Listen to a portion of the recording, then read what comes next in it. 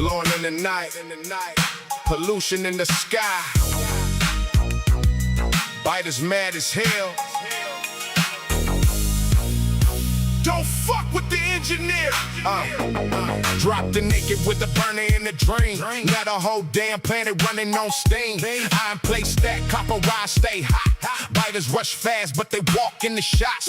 Drills in the dirt and the belts all clean. Green circuits float like a cash machine. Turrets on the wall and the ammo stay fed. One wave hit the base, now the whole hive dead. Oil crack flowing, refinery flames. Train tracks spread wide like a street gang. Artillery thunder make the nests all shake. Spidertron stomp and leave a crater in the wake. Don't fuck with the engineer. Factory king and the ghost stay clear. Biters wanna rush but they disappear. One click, boom, now the coast sincere. Don't fuck with the engineer. Got lasers on the wall from here to next year. Nuclear power in the train line still. Whole damn planet, no, the boss lives here. Roboports buzzing, logistic box fly, blueprint in my hand while your species die. Assemblers humming with the module stack. Production climbing while your hive get cracked. Rocket fuel burning while the trains roll deep. 20-car convoy, never miss a beat. Defense perimeter thick like steel. Uranium rounds got a raw deal feel. Biters in the fog think they slick and mean till they hit the minefield hidden in the green. One wrong move, now your queen laid flat. Engineer roll through like remember that. Don't fuck with the engineer. Belts move smooth and the smoke bring fear. Mega base growing every single year. Your bugs just fuel for the gears in here. Copper, iron, steel, oil. Everything burns for the factory toil. You call it pollution, I call it power. Another biter nest gone in and out. Now the UPS low cause the base too wide. Millions of items on the belt line wide. Nuclear reactors glow blue, white, bright. Whole grid stable through the dead of night. Science pack stacked to the ceiling high. Rocket launch count, touching the sky, expand or die. That's the law right here, and the bugs learn quick when the boss appears. So when you hear the belts and turbines scream, know the engineer still running the scene. Biters got crushed and the factory won. Now salute the king when the shift gets done. But the engineer built this empire gear by gear. Every damn biter got erased this year. Factory forever, let me make that clear.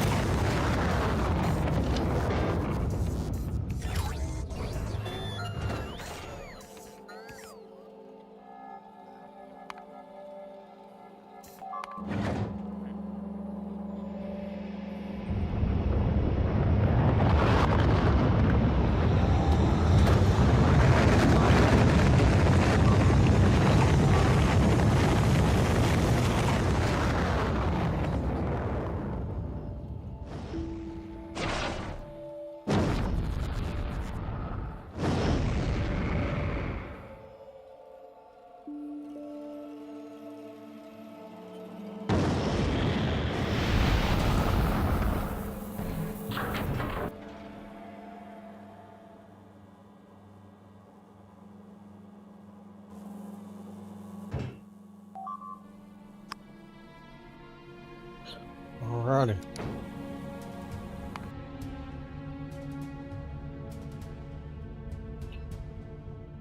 What's crazy is there's no direct route to a lot of these planets. You have to jump. Well, you can go from here to there, or you can go this way. It's kind of weird how they set that up so you can't. Shows the track.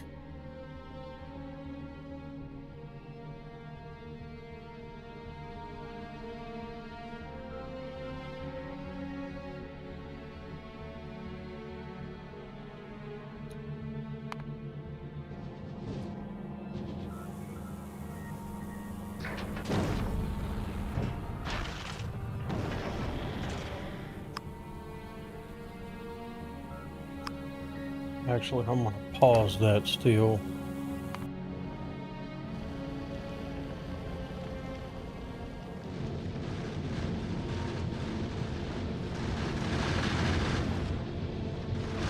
So I'm starting to figure something out. The wider the platform, the faster you burn through ammo.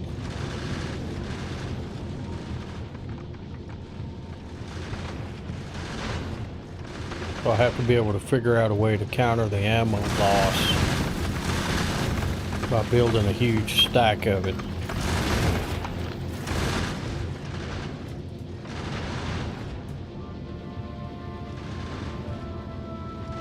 I'll have to work on some designs for that.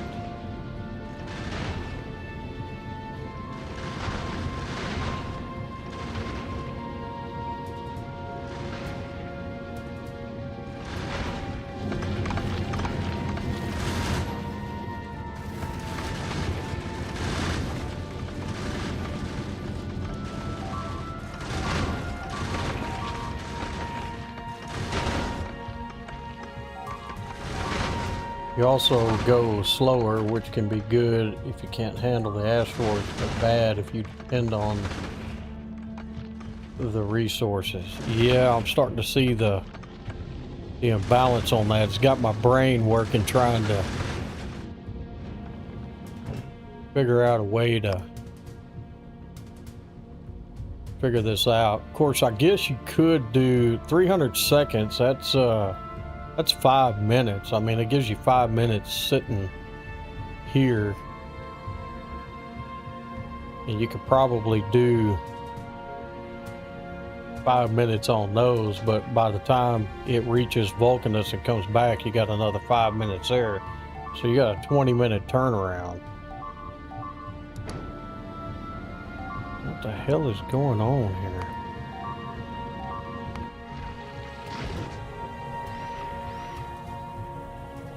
Oh, it must have got a drop of artillery shells.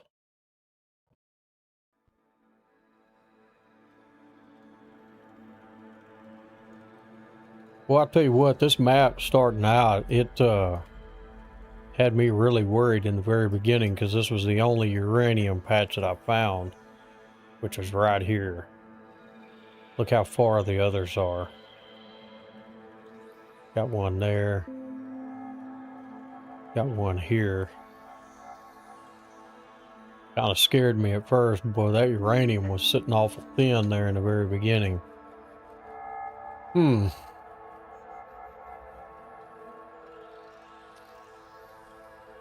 Okay, let's drop down to the planet.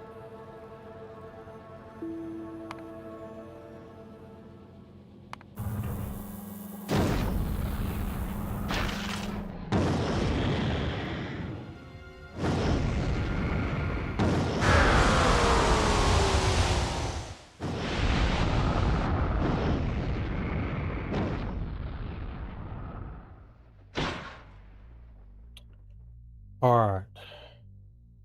If I remember correctly, I got some pretty good landmass up here that extends out over that way.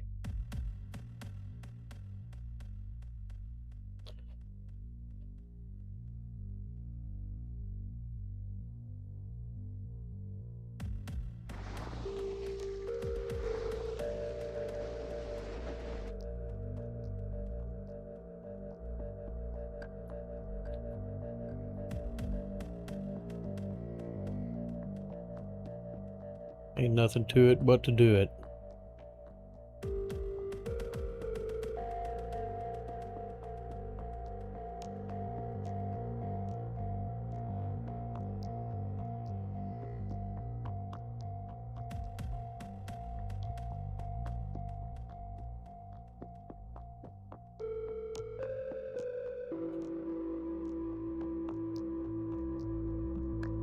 I kind of got lucky on this seed.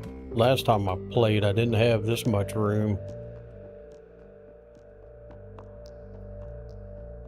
to work with.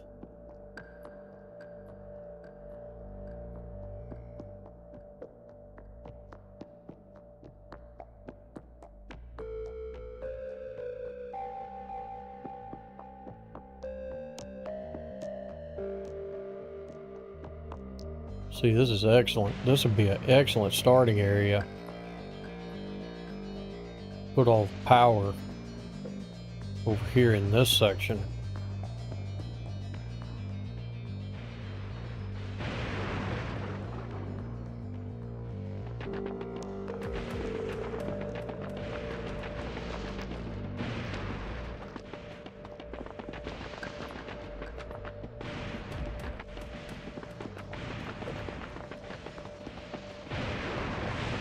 Ow!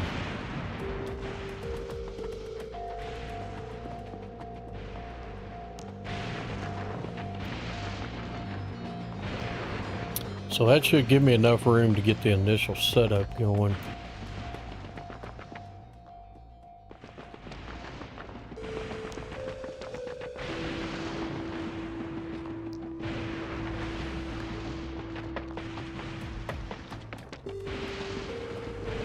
That way I kind of get all that cleared off and start utilizing it.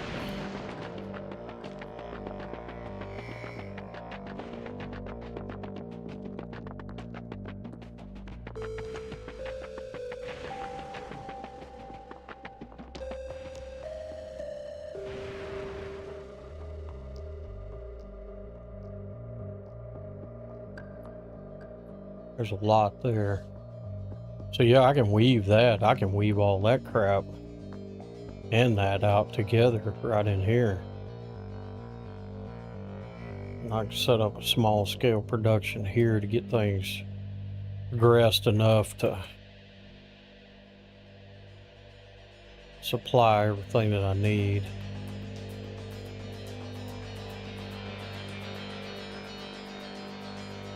Okay, I need a spot.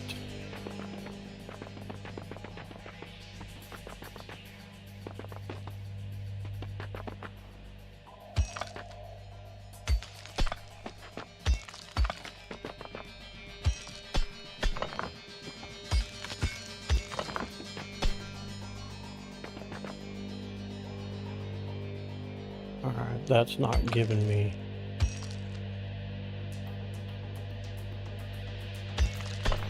much to work with.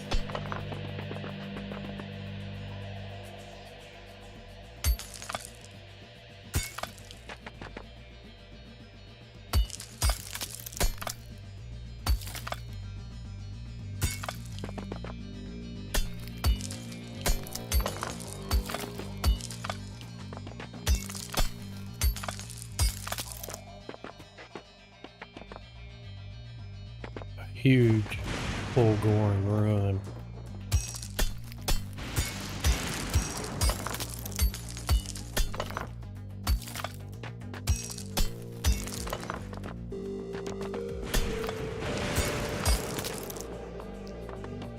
Nothing else.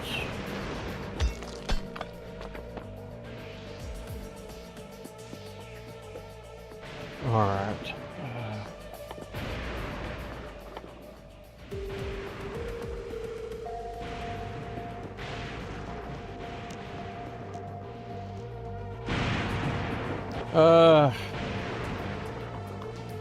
You know, I'm not real sure. I mean, I've played it before.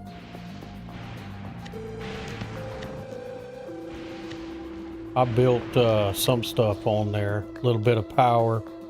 You know, just trying to play off of what I knew about Nauvis.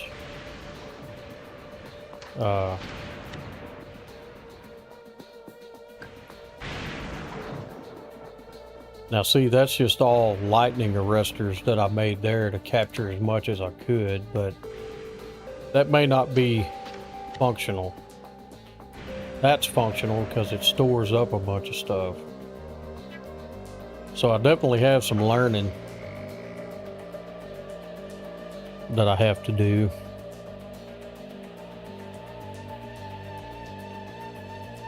And since I haven't played Space Age very much, I'm gonna have to get used to what's there and learn it just like I did in Nauvis.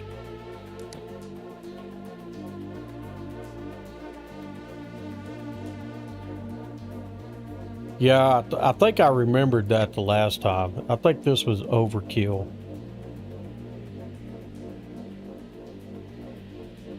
Yeah, I think this was just absolute overkill here. But that's just playing it without doing any research on it. Let's see here. I set up a RoboPort grid to make sure all of that was protected. I like playing with a grid.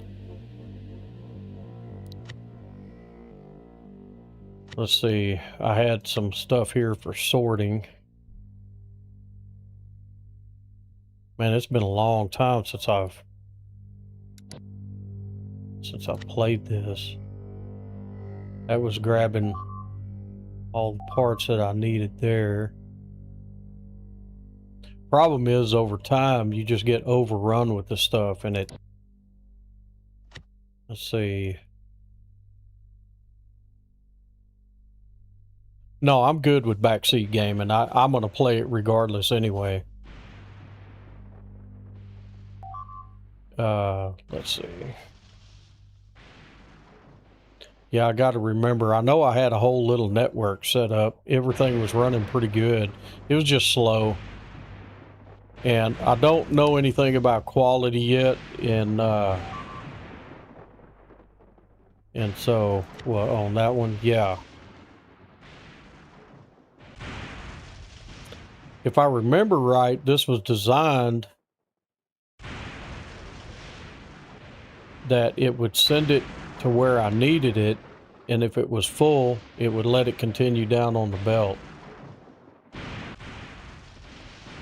Yeah, I don't quite understand the quality part of it yet. I'm gonna have to wrap my head around that. I'm not a circuit guy by any stretch of the imagination. And I think this was I know I got this was to make the holmium plates, I believe. Or the holmium solution. I can't remember. I'll have to get back in there and look it up. But anyway, I've got, I'll show you an example. Let me look here and see. So I play with blueprint sandboxes, and you can see that I've been working on my, I call this the transition bus. So basically when I start out, I've been tinkering with the blueprints quite a bit. And I've been trying to figure out, like in the early game, to minimize so much downtime. It's called blueprint sandboxes. And so this is where I was tinkering, where I was building the bus that just gets you to nuclear, and then a transition bus like this right here. And let me show you. This is what I initially built as a transition bus. This is what it looked like. And that's what's on Nauvis here.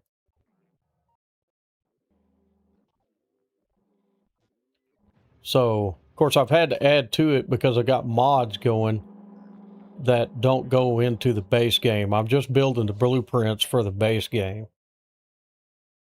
But I decided to play this 25 pack deal. But that's what the blueprint started. The original one was set up. Let's see, where's the ship at? Right there. There's the crash ship. So the original one I had set up was, it took up this area right here. But that early game grind is the one that's that I'm trying to figure it out.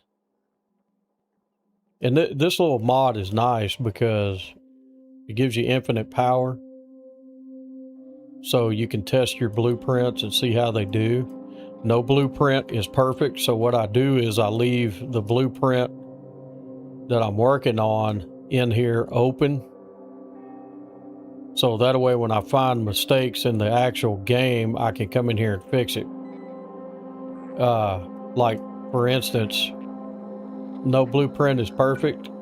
So you know how it goes where you're building this thing out and you got that thing turned around that way and you don't catch it till later in the game. If you have the blueprint open in blueprint sandboxes, as soon as you catch it, run in there and fix it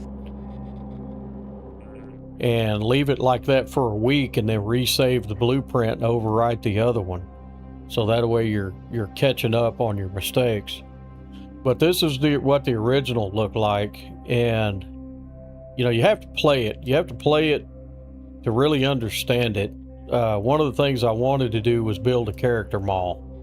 So that way if I invite anybody into the game, whenever they come in and spawn at the ship, the crash ship, instead of searching all over a spaghetti base looking for stuff to build your character up, it's already done here. All you got to do is migrate to this and you can pick up anything and everything that you need. So you can tell I've already made it to Fulgora, where the mech suit becomes available and the better battery. Otherwise I wouldn't have been able to make that blueprint. And once it opens up, even though I have it stamped in the game, that circle will go away once I get to research for it.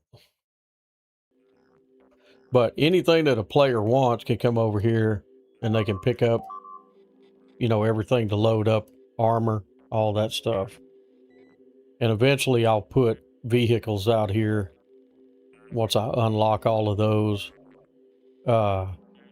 But you can see, like, I did the rocket yard there, and then I realized, well, I need more rockets. So the only place to put them was here. You know, you kind of have to get things ready to bring science in.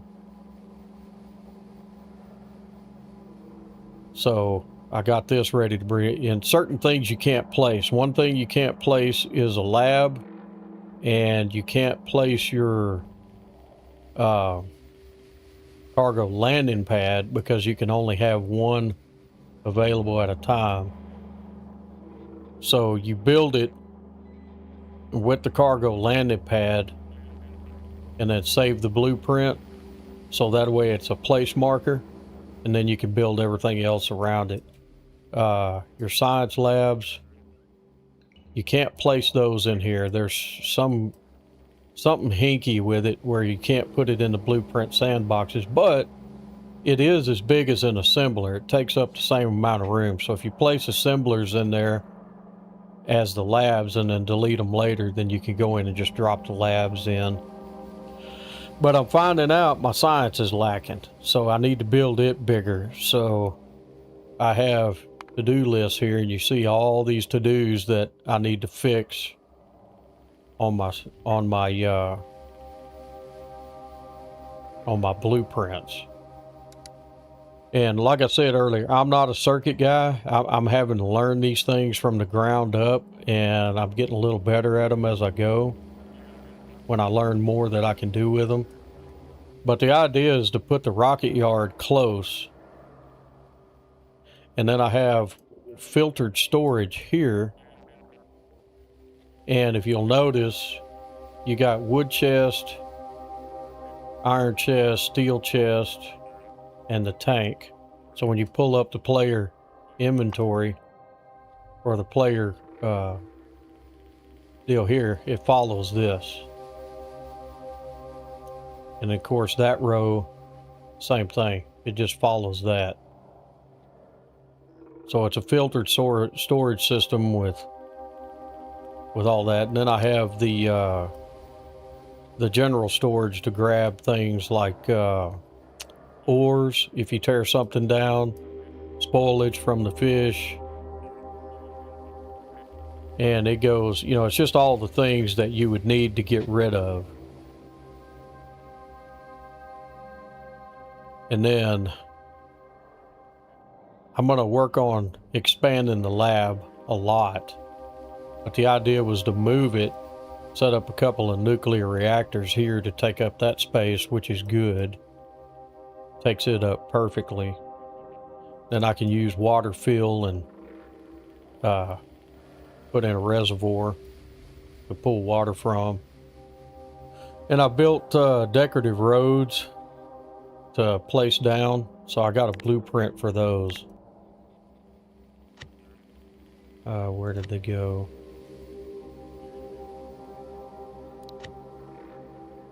Yeah, road designs. So I got different road designs. And I was just dangerous enough that, where did it go? So I built protected rails to go outside the base, but I found there's a screw up in there because I misaligned some of the stuff and it doesn't line up right. So I got to go back and fix those. Where was that at? I got stations I can build on the fly.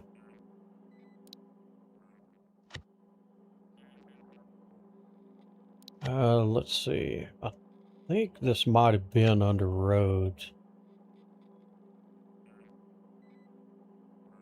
See, that's a 90-degree.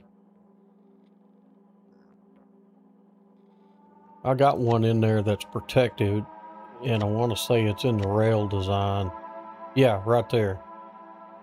So you can drive through that or walk through that, and it'll stop the trains so they don't run over you.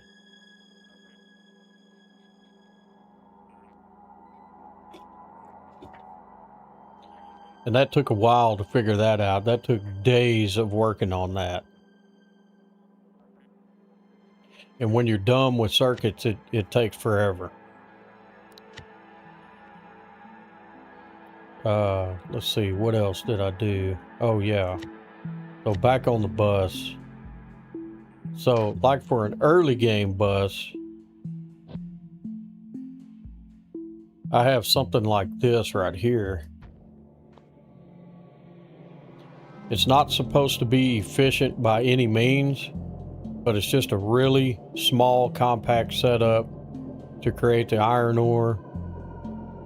That way I can pull gears off of it, circuits, copper wire. I can make the stone brick, copper plates, steel plates, iron plates. And I forget what this one was. I think this is... Oh, yeah, I remember. So iron plates gets its own dedicated line.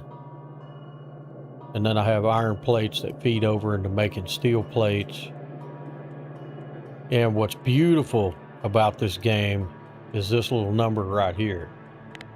You can test your blueprints. So those are yellow belts. So what I'll do is I'll set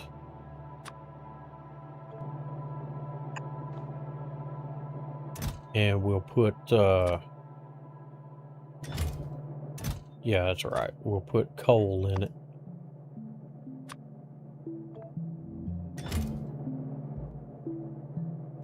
And we know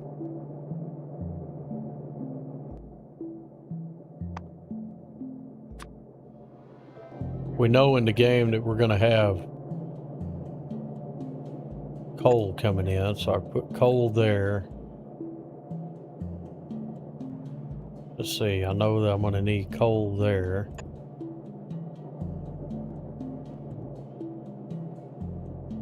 Going to need coal there.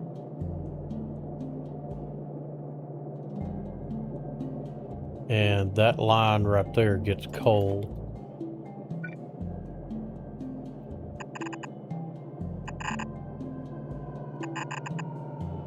This is what I love about the blueprint sandboxes.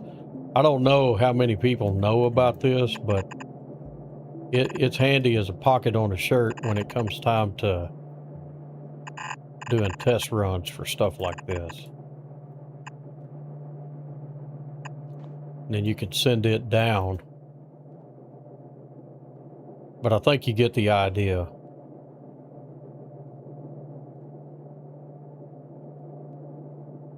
And then like the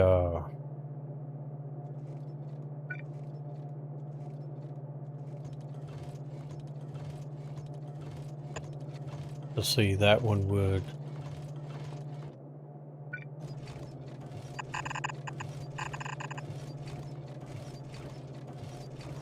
Yes. See, when I first played the game, when I first got introduced to fFactorio, man, it was a beatdown. I like to quit the game because the biters, they were just taking me to task.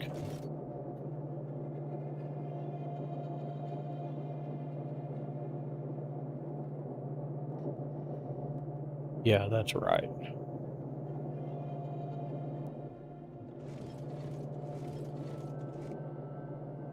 They were flat tearing me up.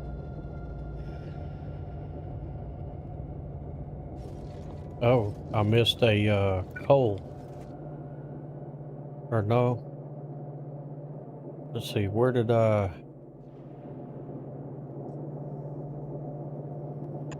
That's right, there was one that went right here. Because you have to feed coal to that one too.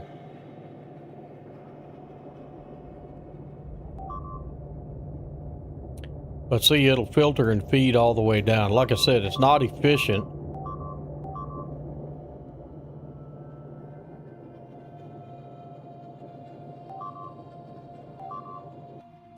Where am I getting hit at? All right. It's holding its own. Good. Let me go back over there. Yeah, it's kind of interesting to talk about this and get somebody else's take on it. My favorite part is figuring out how to, say, like the early game, your most common used items are going to be your undergrounds, your belts, the splitters, the early game inserters. You're going to need repair packs, the miners, assembler 1s, and eventually the assembler 2s. Now, the reason I did the assembler 2s is because I'm prepping for this other bus that I have, which is right here. Where did it go? Bus line. There we go.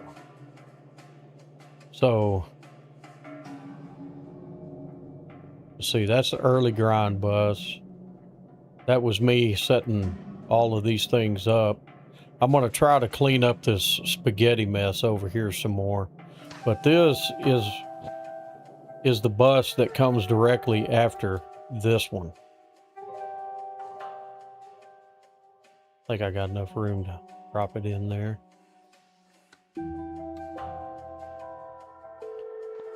So I'll give you an idea where my mind is at on it. So this just builds you out all the way to nuclear. It's not supposed to be efficient, but it does back up and it runs relatively well.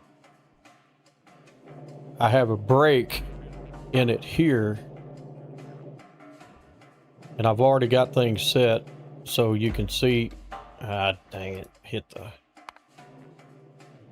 I already have things set so it automatically starts feeding it in.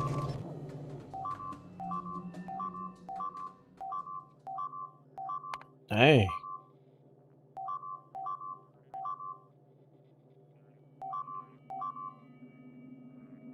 Oh, they're getting them.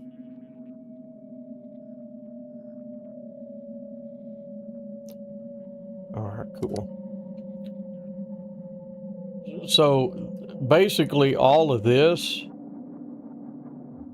helps you get over here to build all of this.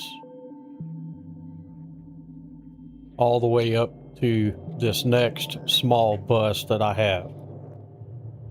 Which is just a small production that I have set up. All the chests are limited. That way I don't build too much. So when I tear it down, I don't, the bots don't have a lot to get rid of. And then that gives me enough time. By this time, you don't have bots to build all of this over here, but everything you need to build all of this over here is right here, minus your chemical plants and your, oil refineries. So I can go ahead and lay down all of the pipe and the whole network in. And the reason that I didn't do that is because it's going to be made over here anyway in this production zone. And so I used graph paper and I figured out the things that were in common with this stuff. So whenever you go to your deal here, all you got to do is come down it. You can see iron plate gear, gear, gear, iron plate, gear, another gear, green circuit, and a red circuit. So you only really have 4 main items coming down, and then you can build a dedicated yellow belt and then a yellow belt to feed in to make the red belt, and then do it again over here to feed the blue belt. So that way you've always got a constant supply of the red belts coming in. And then later on, you can switch these over to the logistics chest when you open them up. Now I have this set up to string out and make a ton of these blue belts whenever I unlock that technology. Because by the time I get ready to do that and go to the transition bus over here, it's going to eat up a ton of belts. So I just let the belts run So that way, when I get ready to stamp this down, the robots aren't waiting on something to be made. There's enough of them there, it can get this whole thing built out pretty quick.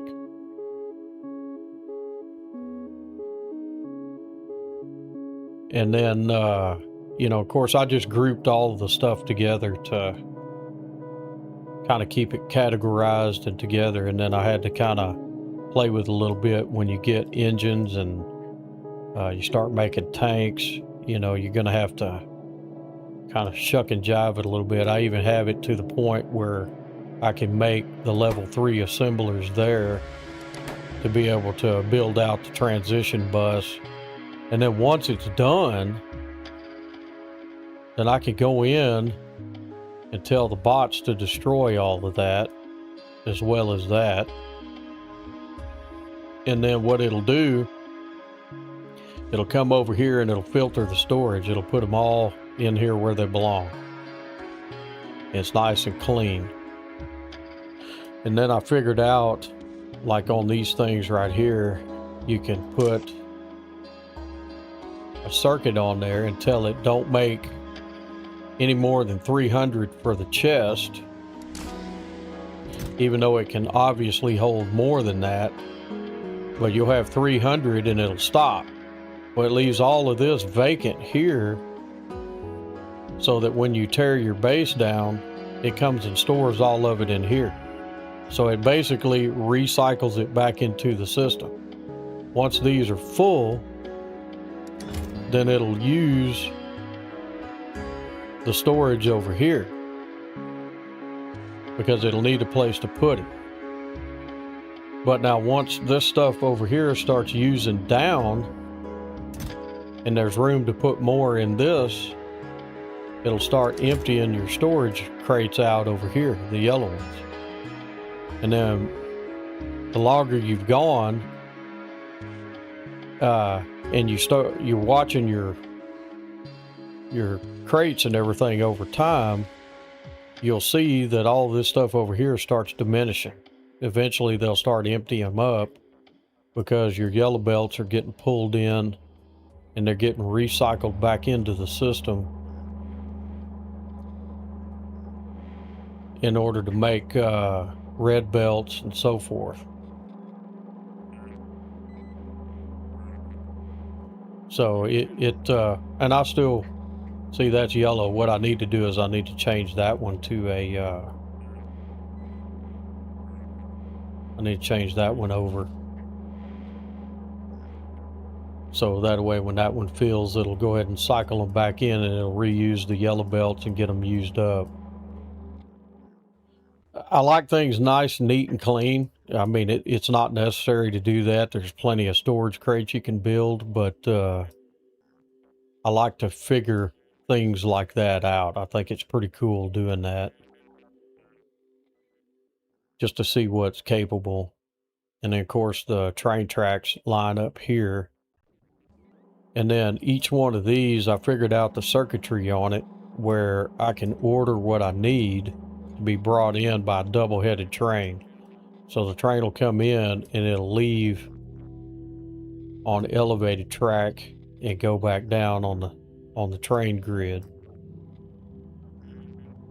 So that way, generally there won't be one waiting there, but if there is, it won't come in there until that other one clears. And then I have it, I figured out, I put together a spreadsheet and I was able to figure out to read all the contents in this row of chests here and here. And then I subtracted what a train load would be and used those numbers to order the material. So that'll come in with, let's see, they stack in 100, there's 80, so what is that, 40,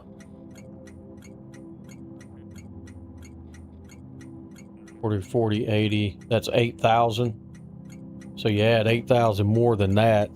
So basically when the entire count gets below 49,600, there's enough room in there you can put a train load of supplies in and it'll call for the train and send it over and drop it.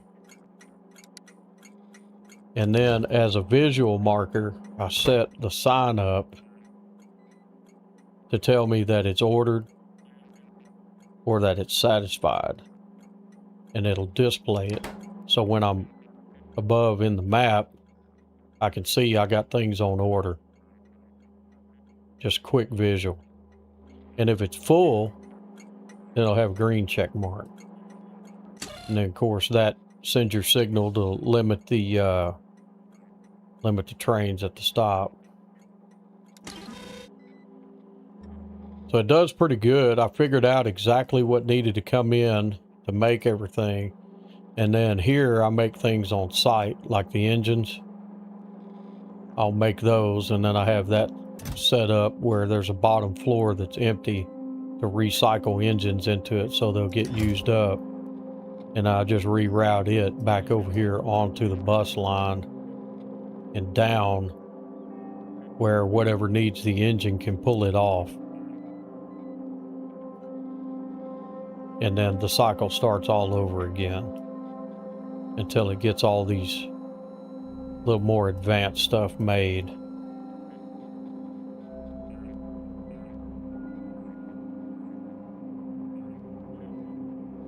And see, I need to set the recipe on that so it'll save it.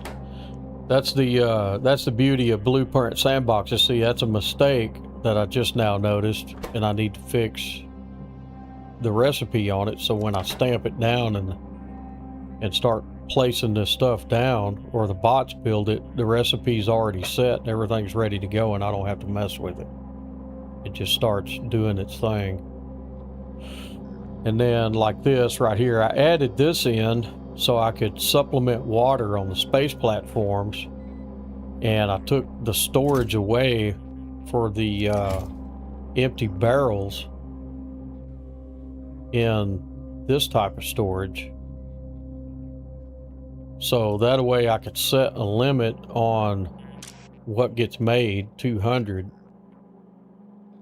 And if I start pulling off more and more of these on more spaceships, well, this little system prevents from over flooding the market, so to speak, with barrels. So when the barrels are called back over here for a refill, they'll come out here and go into the passive provider chest, and the bots will pick them up, and there's no other place to put them. Or they'll fill the filtered ones up first, and then they'll hit the general storage on there. But that's just an effort to keep from coming back later and you got 40,000 of them damn things because you didn't put a limit on them.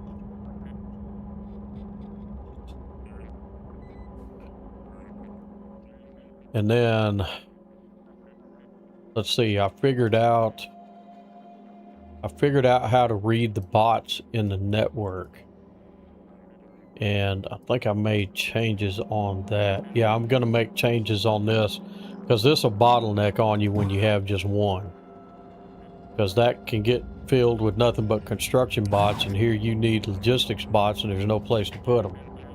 So I'm going to be separating on 2 different robo ports,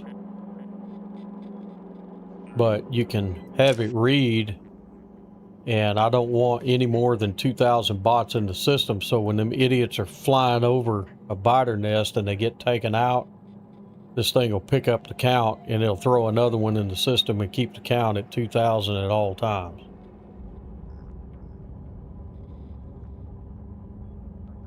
I had to figure something out with this because my my first game, my UPS hit it got maxed out whenever I had like almost 200,000 bots in the system.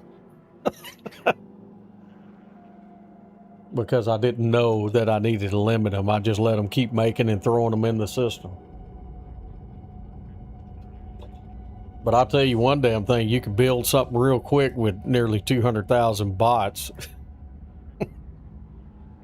You could delete a full crate, and there'd be a whole swarm of them come over and it'd be gone in no time.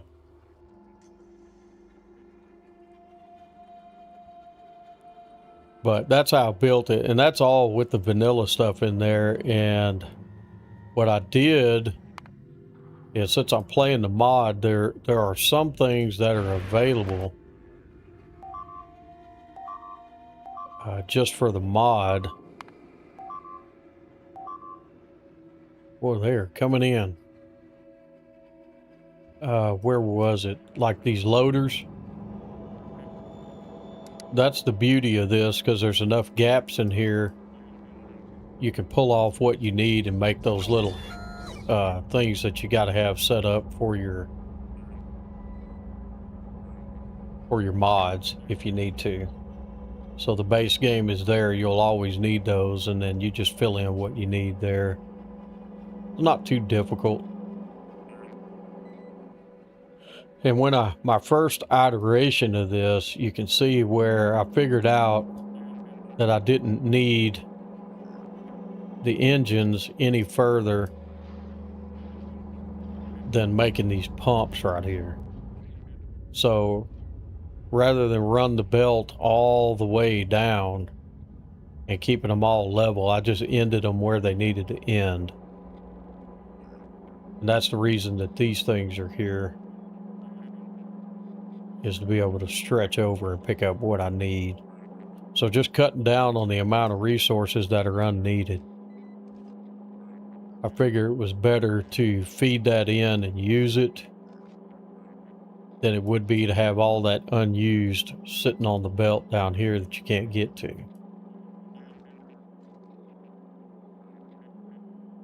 And it builds this out quicker with your bots once you transition to that. So yeah, Blueprint sandboxes, I'll never play another game without that. That's just too convenient. But like I said, this is the cleanup. And I have delivery locations to bring in low density structures, blue circuits, and rocket fuel all on the train, and see how close they are to the rockets. So that means they can pick them up and come feed them into here, which gives a constant feed to 2 layers of this at a time. And like I said, eventually it all backs up. It's kind of inevitable. And I moved the logistics mall, or the robot mall, over here. Sorry, character mall. And then this is my buffer zone. So I store a surplus of space platforms. And then kind of all of the things that I would need to go to another planet that I need in bulk. And I need them quick without having to wait on them to be made. So I buffer those common items in here. So when they're called for, naturally all of it's packed up in here and over here where it's actually made. Plus the storage, whatever tears down in storage will get moved into this. But see, the bots, the logistics bots, don't have to travel very far to go get the materials they need to load the rockets. So when this is working, these rockets are shooting off one right after another. And they fill your request up pretty quick and get you out of there. Same thing whenever you're building a brand new space platform. These things will knock that out pretty quick. So it's kind of in baby steps. I mean, that just gives you an idea of where my mindset is at. I didn't really want to spend too much time watching too many YouTube videos. I wanted to do this on my own. And I'm happy with it. It works. I love playing with the trains, seeing what I can do. Like on Nauvis, one of the things I did is I figured out belt loading. And I set up zones over here that I made blueprints out of and fixed them with the beacons and the way they work now. So it'll load extra material on the belt. It's got everything backed up right now until it hits a big draw. But the trains will bring the product over, build it, and have it ready. So they can pull off of that. They can make their steel, the gears, and the iron rods or iron sticks. This is all train staging locations. Oh, that is big.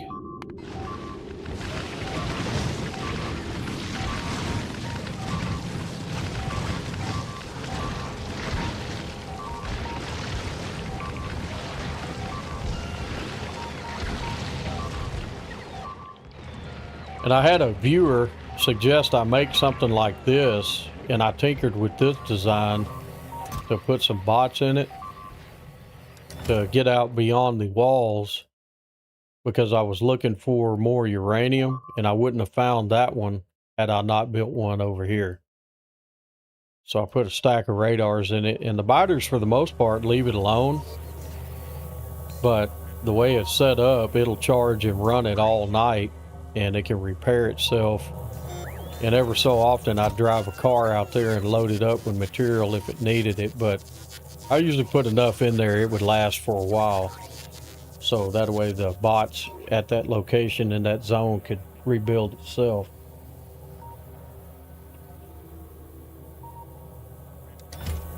But that's what they're attacking right now. I don't really need it, but I just left it for nostalgia.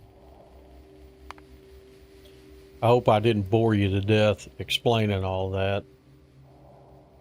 But this is my Vulcanus setup. I've been working on a bus system over here. And I need to redesign this again. And I think I want to put in more rockets as well. But I want to do the same thing over here. Low density structures, blue circuits, and rocket fuel. And bring those in. You don't necessarily need quite as much. A little bit of a buffer zone there. I'm going to increase the buffer zone on the artillery shells, so that way the artillery shells can be made in bulk. And I'll have thousands of them sitting over here waiting for a military transport to haul that off and take it to destination, and just drop a mass of them at one time. And then I fixed all of my train staging locations, so that way I can get in there and set however many trains I need to do what. But that is Vulcanus is set up similar to that, but I had to make these on the fly to get things moving. And I tightened this up. I've just been kind of cleaning things up is what I've been doing.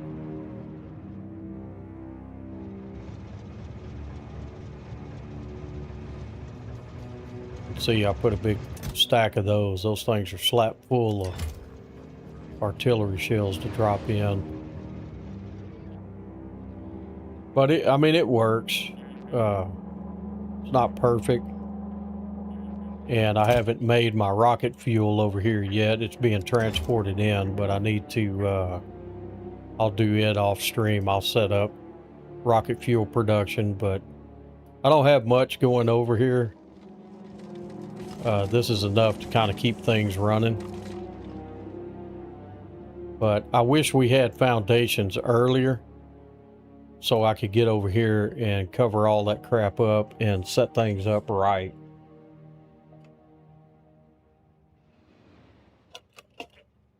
Because it forces you to build around all of that crap. But all in all, it runs. I have to say that I finally figured out how to keep the trains from gridlocking, so none of them ever gridlock. I don't have to worry about that. And I got them all set up on interrupt, so they know exactly where to go, what to do. I got them where they'll, most of the time they do it, sometimes they don't, but most of the times they'll go and get a load and sit over here and staging, so that way when this runs low, It doesn't have to go fill it up and bring it to it. It's ready to go. It'll just drop it. But I think a lot of this has to do with the timing of building the site and setting it up. Because when you get one that's empty like that, you'll get an order. It'll take that train and go fill it and then deliver it. Where the next time when this one's sitting up there, it'll just go deliver it.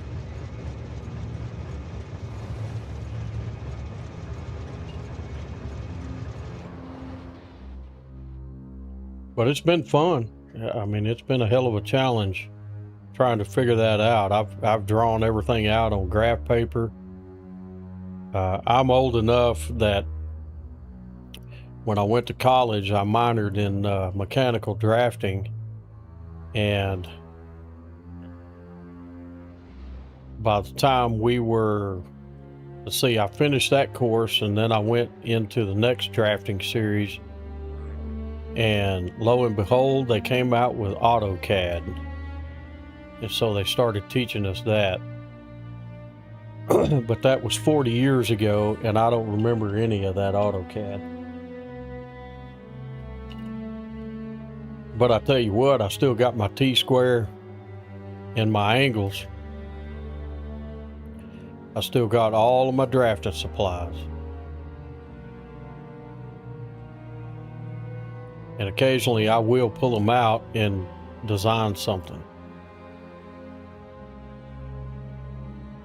But anyway, that's it. Let's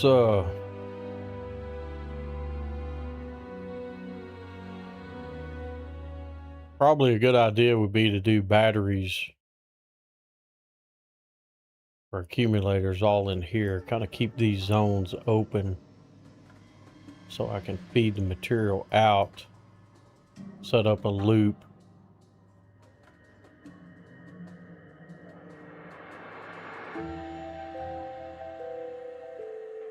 If I set the loop up, I'll have enough room right in through here to make everything that I need. But I don't want to block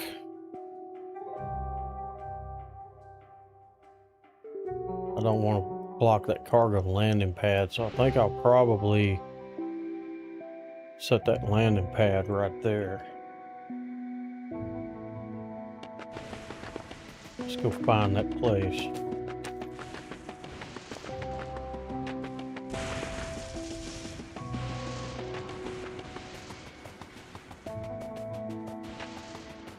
I don't know what the hell it is about Factorio, but I cannot get off of this game. I've got so many games on Steam that I bought over the years that are... Let's see. Yeah, there we are right there. So many that I bought that were on sale, and I haven't even installed a third of them because I can't get off of this game.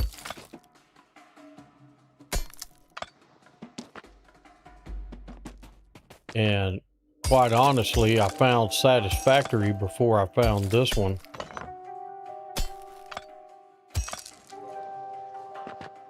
And that's what I started playing. Yeah, it damn sure is. I've got over 4,000 hours in this game.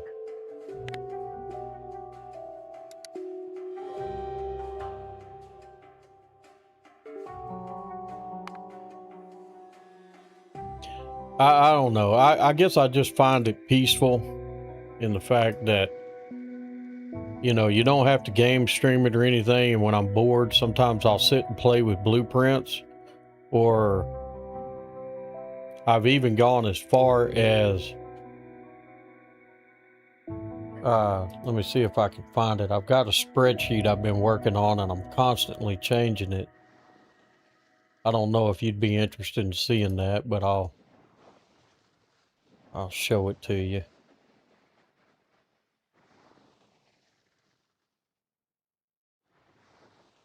And I need to catch some stuff up on it since I'm playing this game. That way I can put planet mods in there with it too.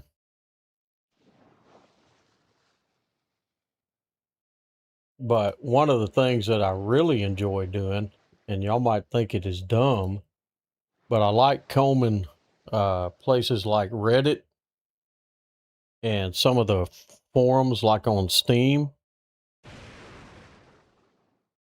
And I like seeing what other players are playing as game seeds. And I'll roll seeds just looking for different maps and stuff to play. So I kind of collect the game seeds to see if I can find something that I'm trying to separate them out. I don't like all my resources all jammed up together. But I try to find different and unique seeds to play, and now I'm kind of on to the security and the survival challenges of some of them that I'm working on. But I got all the recipes. I'm a visual person, so me seeing, all the recipes that take iron gears, well, that gives you an idea how much you need to be building. I got some technical information here by planets, so I can kind of see, and I got this one ready for planet mod, so I can see what's on those other planets. Distances, uh, there's all the mods that I use when I play. With 4,000 hours, I'm beyond not playing with mods anymore. I do have a game of Hyanodons going, so I can figure that one out. I like the idea of Warptorio. It looks like they're doing Crastorio 2 Spaced Out Edition. And I haven't taken a crack at space exploration yet because I'm not that good with circuits. And then in order to stop trying to think about ship names, I just jot some down that I can jump in and use. Let's see, color codes. I found a website online that'll let you enter the 3-digit codes to get the colors. So I worked through AI one day and got these color codes related to the different items in the game. And then my train logistics, I run 1-2 trains, or I run 1-2-1 trains, but I always just run 2 cargo or 2 fluid wagons to keep it simple. It backs up anyway, but with a 2 cargo, that's just quick reference to see what the full train load is. And then with my storage crates, that's the request amount. When it drops below that, that's the stack size, the color code, so I can set so when the train goes, it'll change colors. And I did find out that it's better to name your train stops with whatever planet you're on. And I only do supply and delivery because I have multiple train stops with the same exact name. But I figured out once I got on Vulcanus and I was just doing a regular naming scheme, I did the same thing on Vulcanus, and when I changed something on Vulcanus, it screwed up Nauvis and ground it to a halt. So now I separate the naming out. And then I got my naming schemes over here. So that way I know how to set all my interrupts. I've been tinkering around with calculating a little bit of power, especially for the early game. Once you get nuclear reactors, there's really no reason to calculate too much on the power part of it.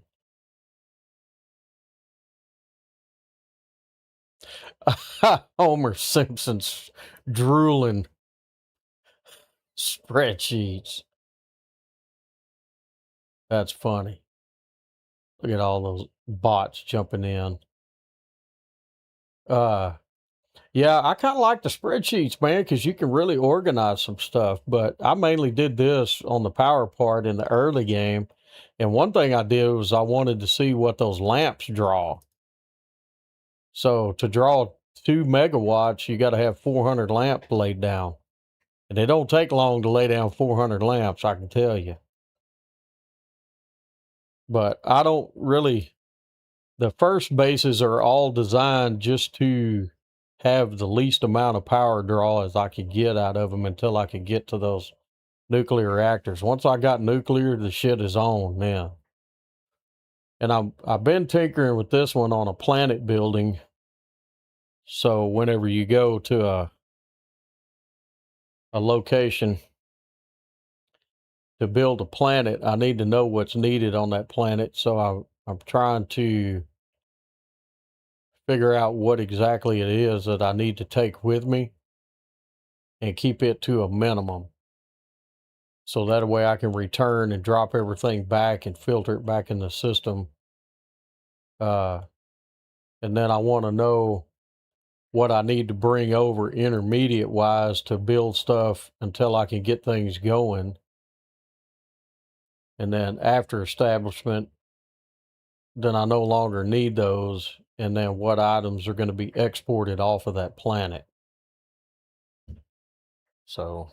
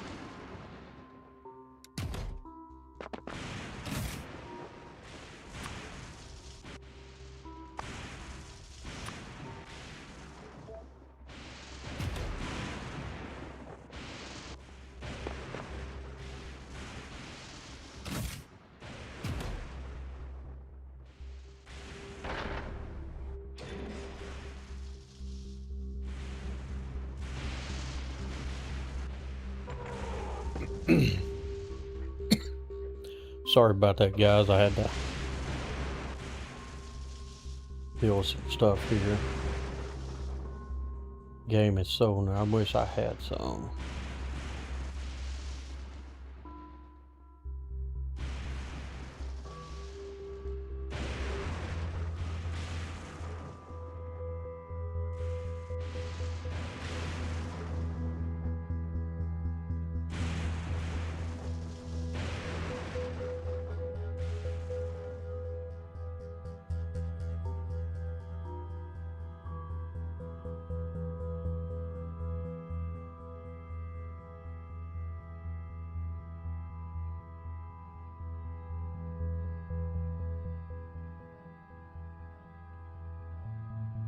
Alright, here we go.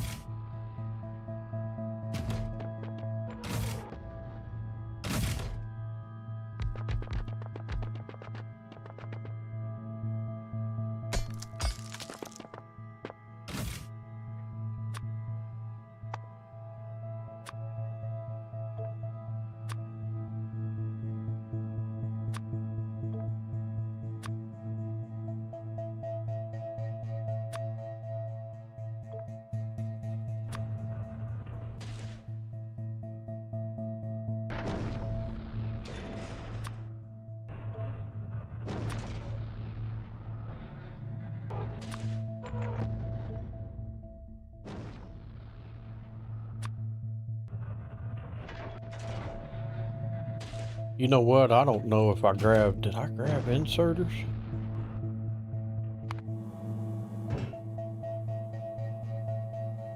Hell no.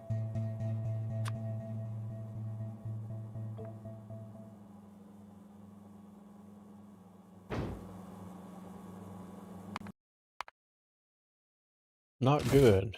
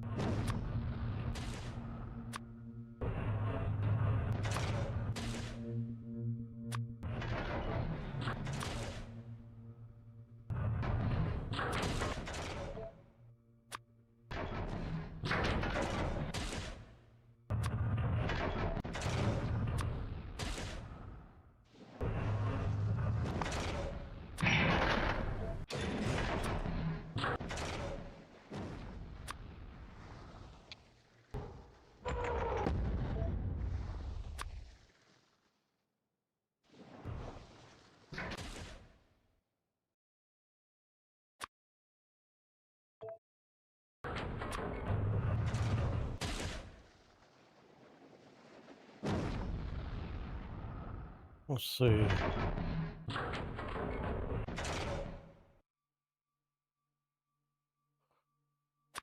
Don't really need a lot of that.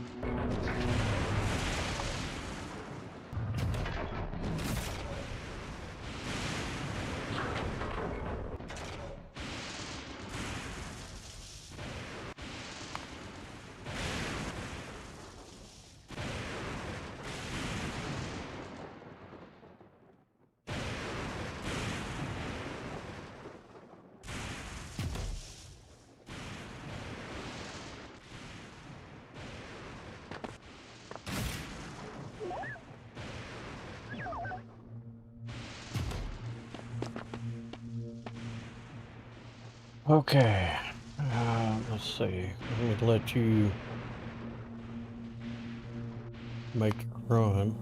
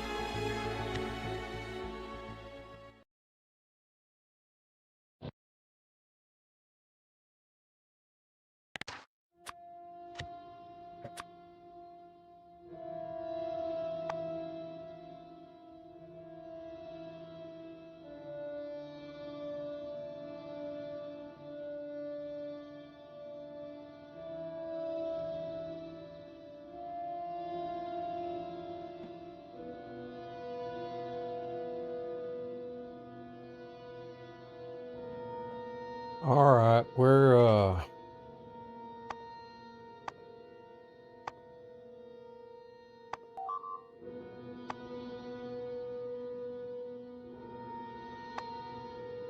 where's all the shit I can delete?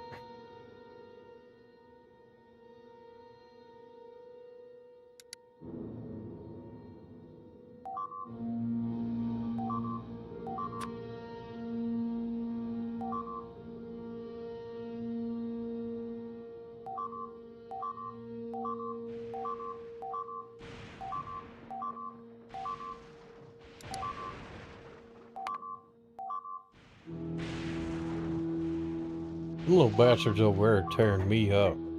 I'm fixing to cure that.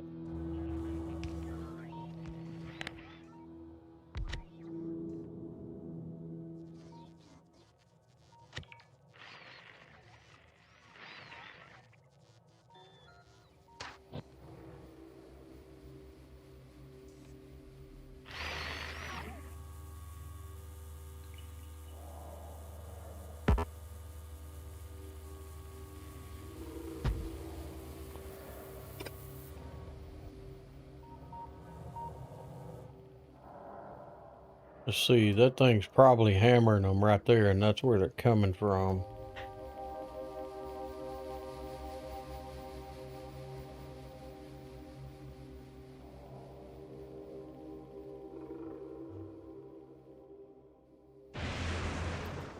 Okay.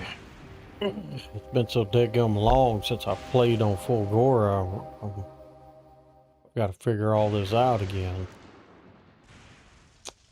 Okay, so we asked for that, I think, on the ship.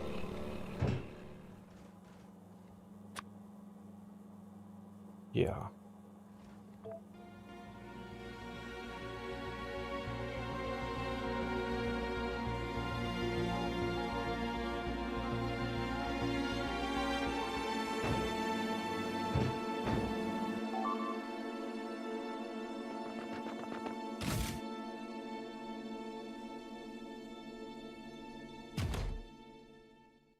Okay, I see. Let me look here.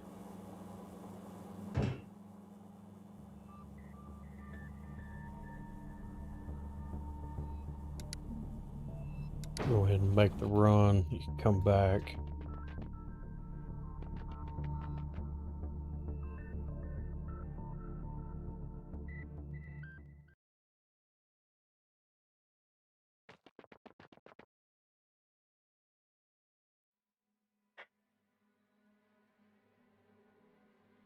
All right.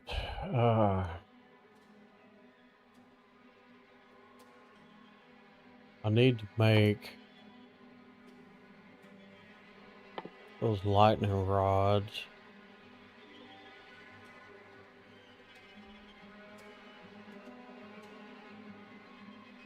I don't have stone bricks.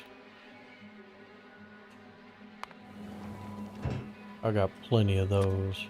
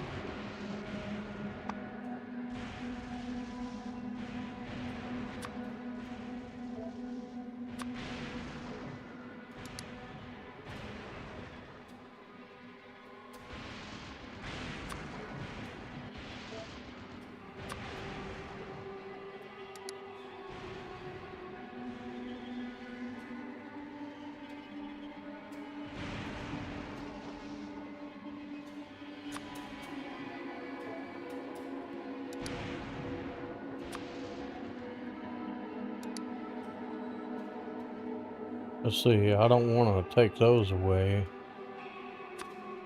I'll take those away.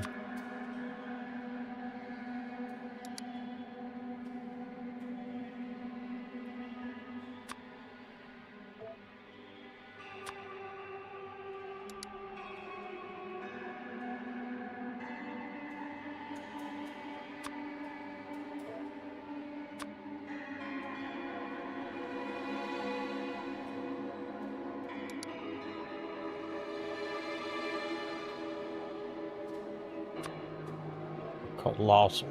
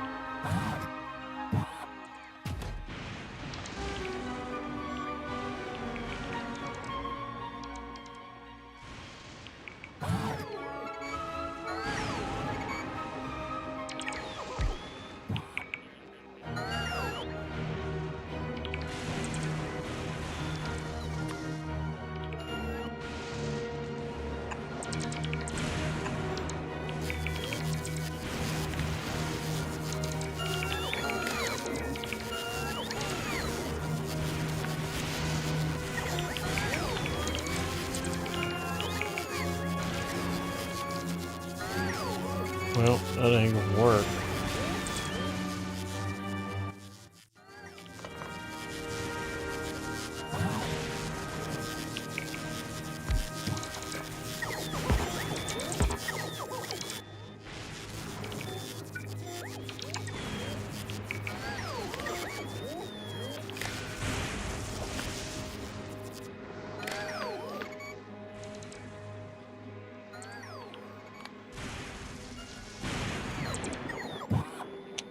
Let's see here. Total logistic box. Y.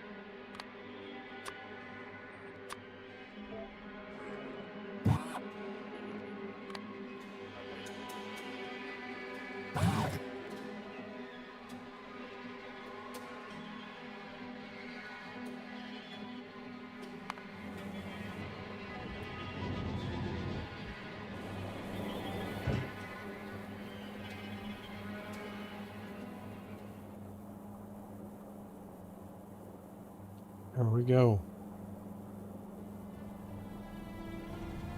Got my stone bricks too. Nice.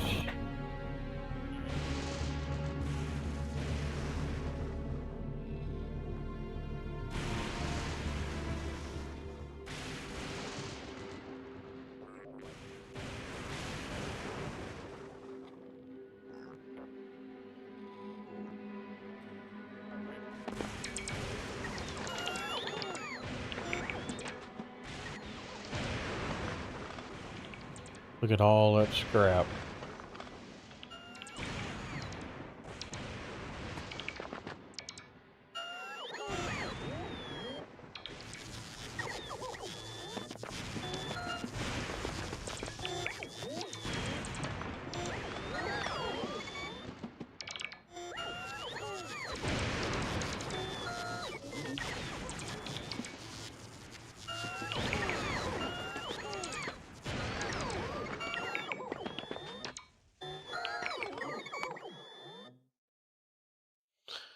All right, what can I do here?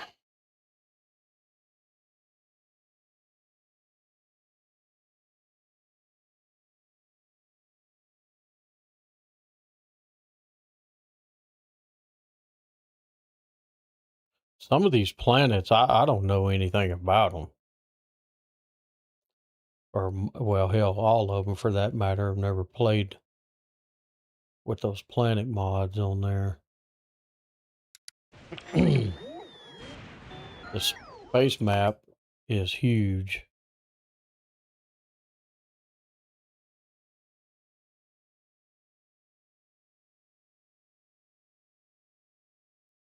So it's on its way.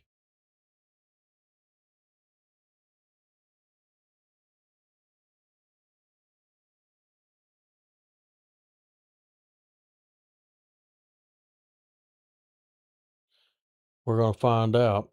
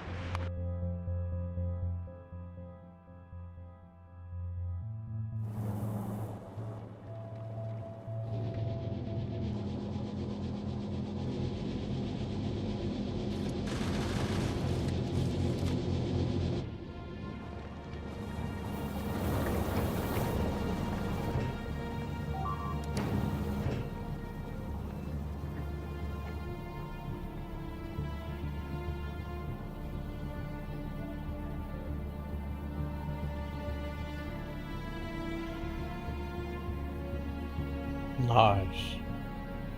Tell you what, since they put cliff explosives behind Vulcanus, that was an ass beating. I played that vanilla up to that point, and yeah, never again. I'm playing Nauvis with no cliffs.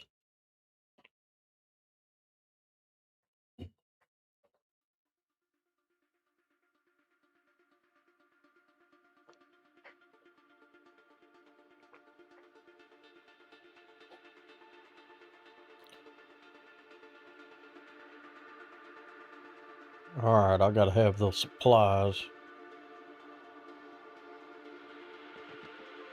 That's what I could do.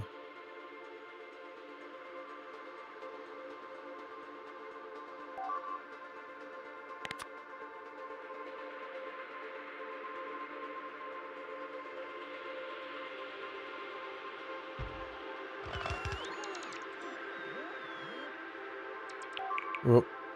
Pick them up.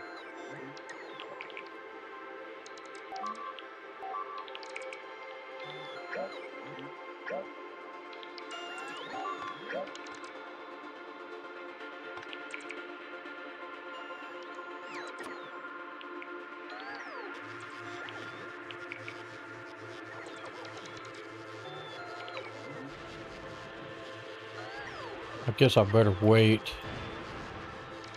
till I can get rid of the cliffs on that. Once I do that, then I can combine and route all that around.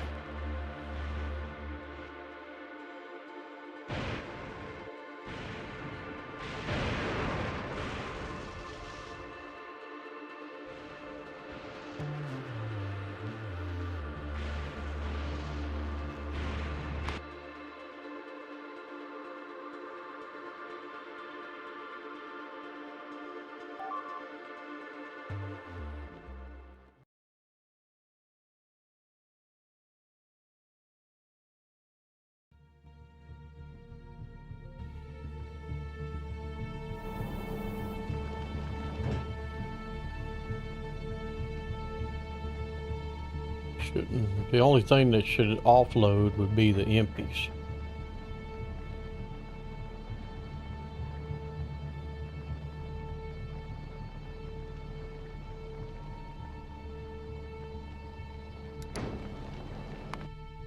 And it may be prudent to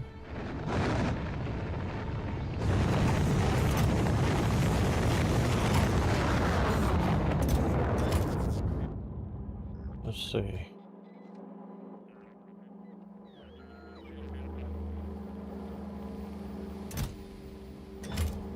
See, can you...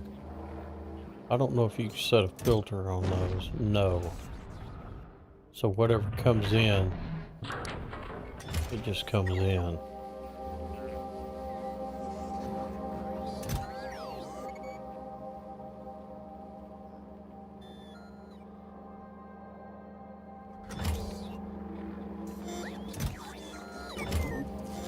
Well, that kind of sucks.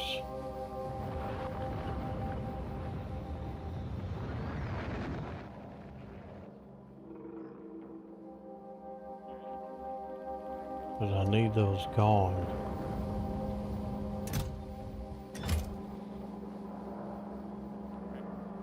And if you put a requester chest there, it just recycles and throws that in a circle, which is not good.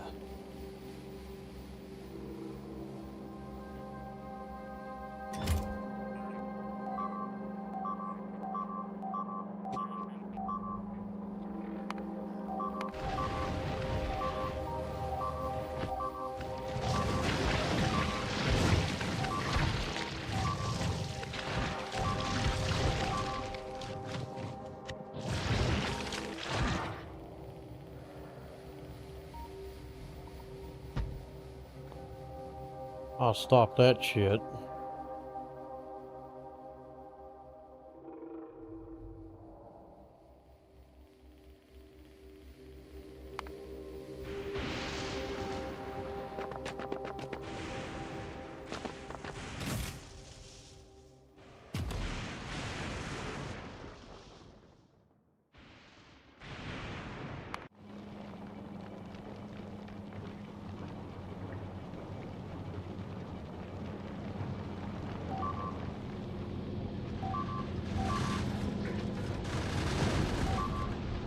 Yeah, I'm definitely gonna have to figure out a way to buffer that ammo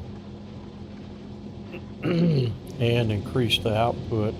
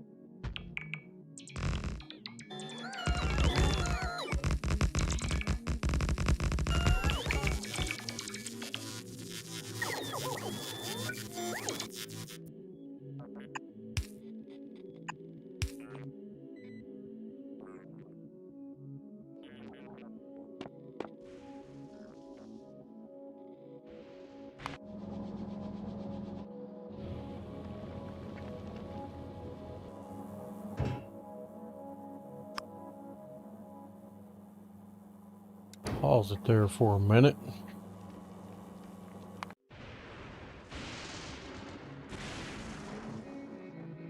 Okay, I need stone bricks.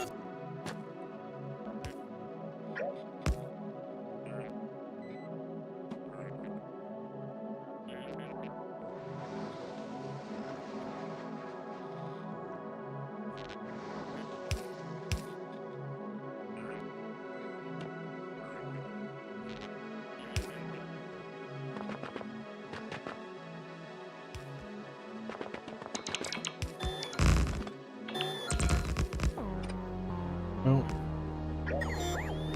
I could let that feed into it till I get the big boys made.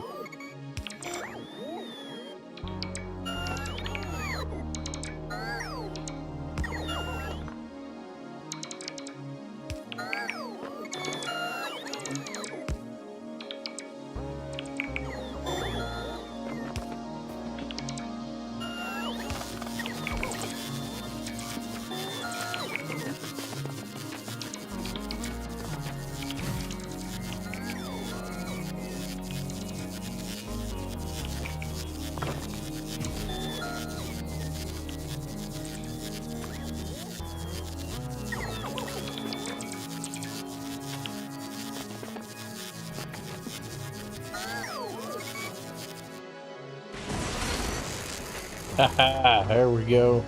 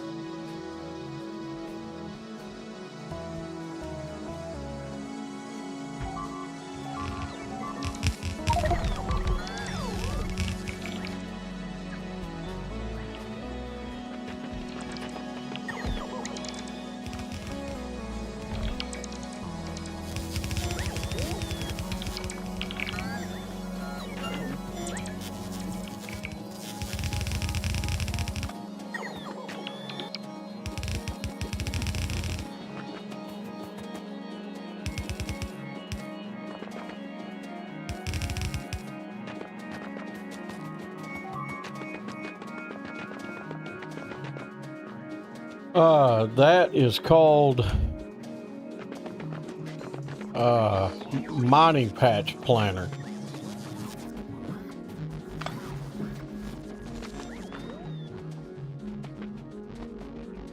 It just takes the work out of doing it, so you can choose the direction of the belts, which miner you want, what belts you want, power poles, and then you can merge low yield belts. You can add mods to it, or modules to it. You can tell it not to deconstruct entities, things like that.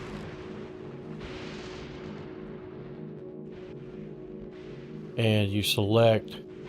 Now see, I could select all of that and it would delete a bunch of stuff, but I'm not going to do that. I'm going to go about right here with it. And then it lays it all down, so it takes the work out of it. You also have the same thing right here. It's called pump. And you can do the same thing on an oil field. It'll lay all the pipe in for you so you don't have to do it, because it gets tedious.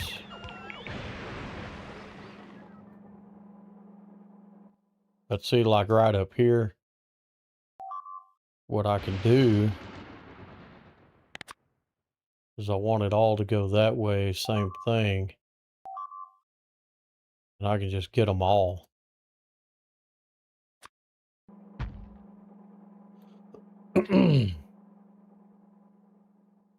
And then when I lay the grid in over there, it'll start building all of that out.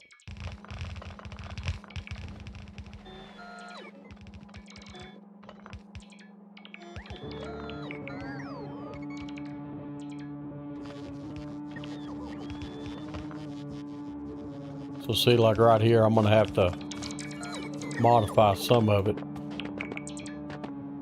I'll have to get it to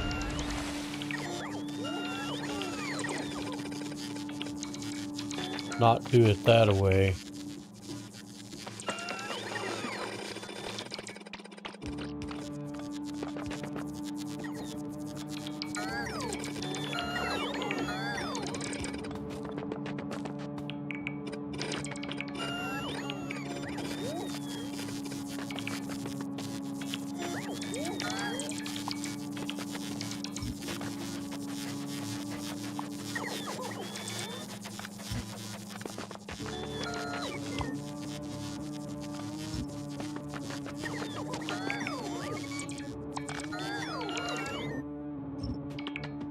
Yeah, when I found that little old mod, I knew right away that was gonna be the shit. Right there.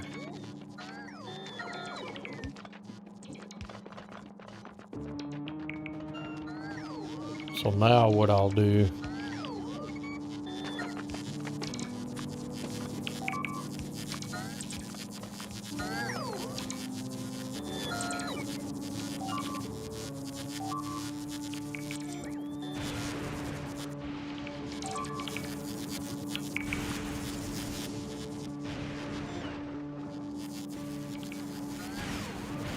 oh, you know what? That's trying to lay in a foundation there, so I better take that out.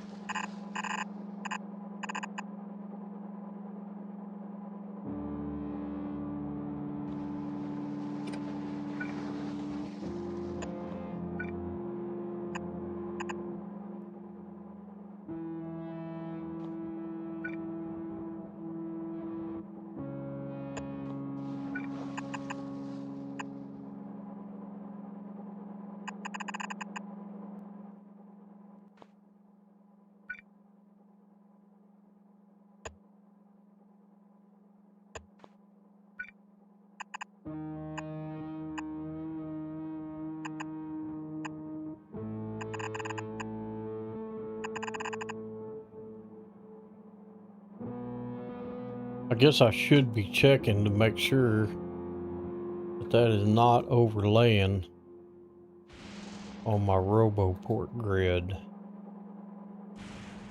And it's not.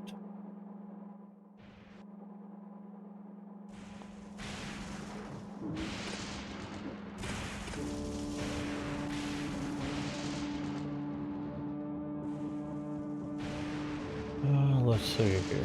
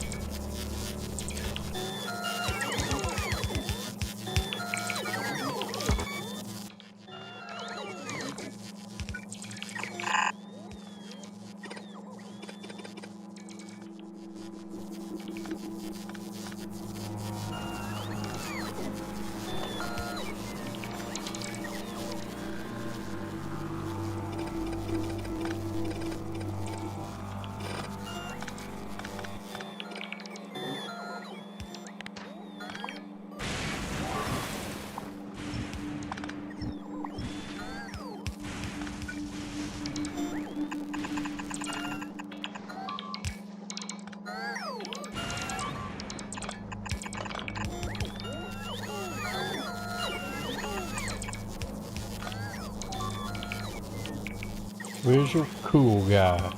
Man, I've been hearing y'all having a heat wave over there right now.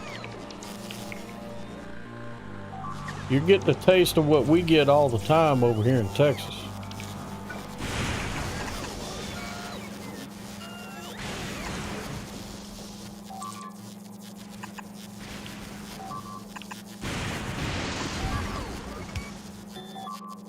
Oh, it finally cooled off.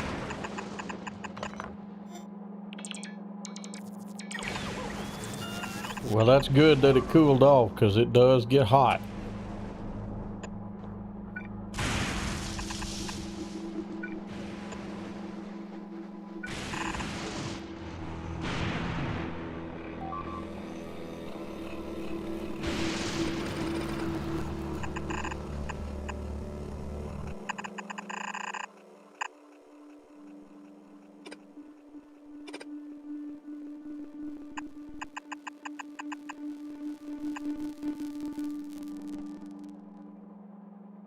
I know I had a Betty Swallux. I have no clue what a Betty Swallux is, dude. You're over in London.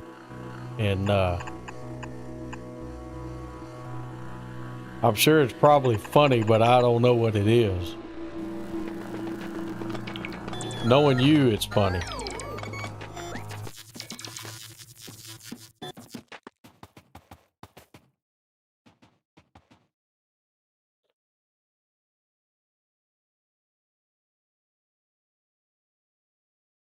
Betty Swallows. A Betty Swallows.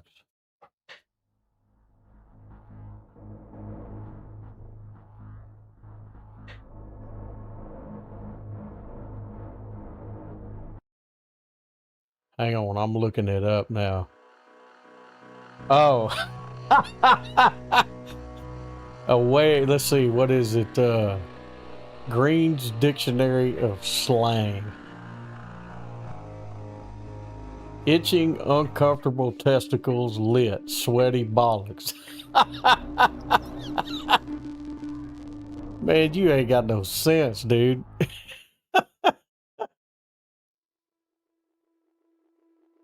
That is funny. Replace the starting letters of each word.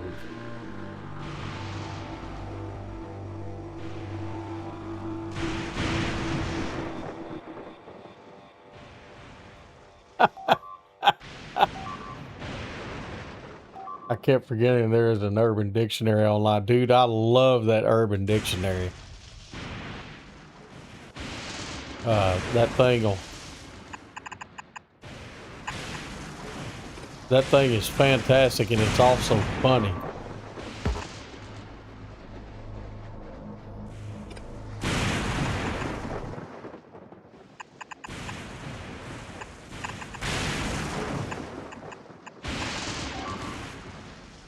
Visual cool guy, man. He's one of the, when I first got into streaming, he's one of the first ones that I met. And he's still coming around, so.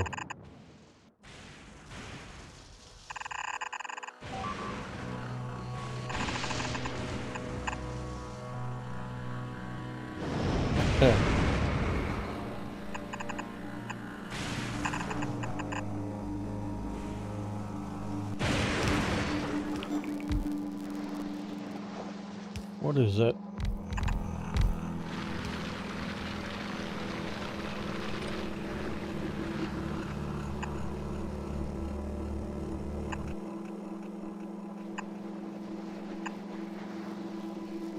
Yeah, I got it. I looked it up under the Urban Dictionary. Sweaty nutsack is basically what you're saying. Oh golly, I had a feeling, knowing you the way I know you, you had some meaning behind it. We have a saying down here in Texas, that boy ain't right.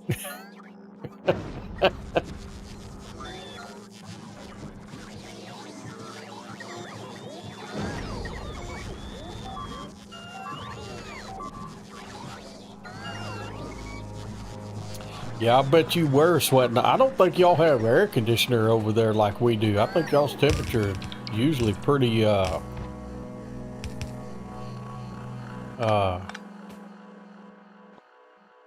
see, I need all that right up in here. So we'll redirect all of this. Yeah, I think, I don't think y'all were quite ready to have that kind of heat. That's an awful lot of heat to be thrown on you at one time.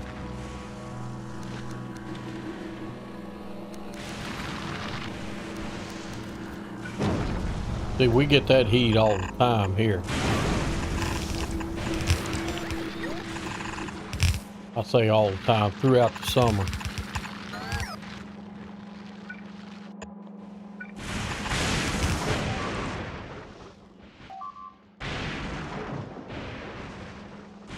But that's a hilarious way to put it though. A sweaty.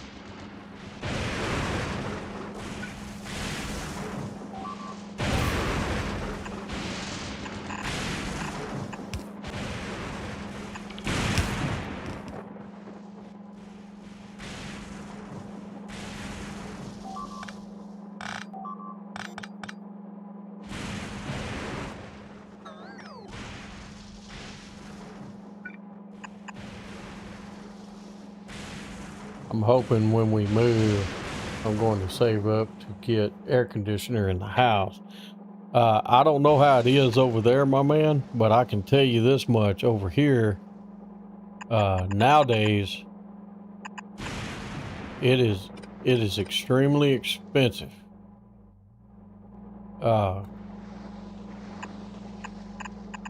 If you have to install that in your house, or well, I say install it in your house. If you ever have to replace your unit, you're looking at roughly about $8 grand now. It is some kind of expensive.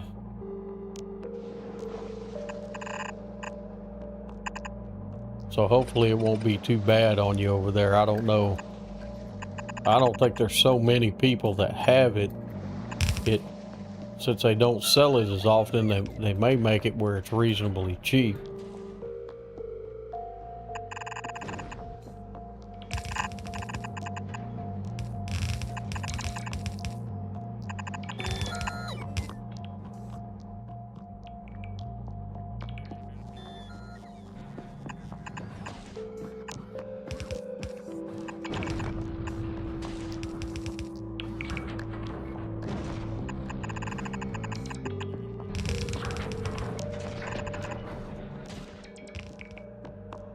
Quentin, man, what's going on? There's a man that knows what a heat wave is right there. Old Visual Cool Guy said that they got that heat wave going on over in Europe. Man, that's normal July, August temperatures over here. I think over there in Aussie land, it stays pretty hot over there too.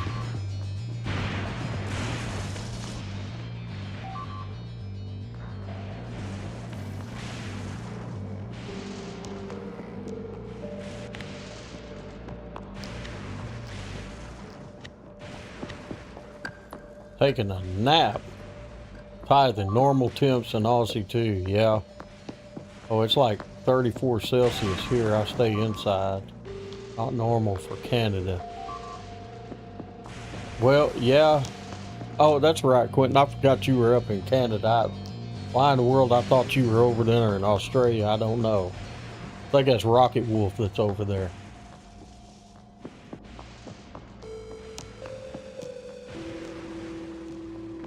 Most houses aren't built to vent heat, they're built to retain it.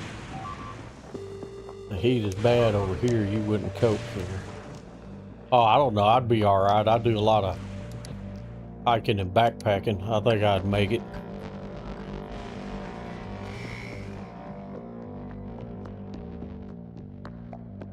Okay. I got...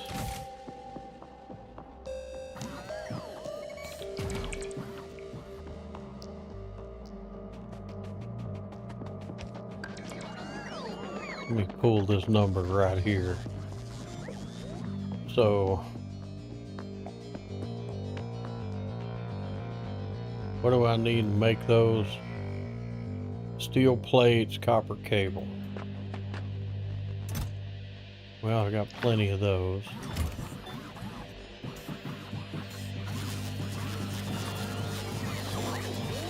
Let's try that again.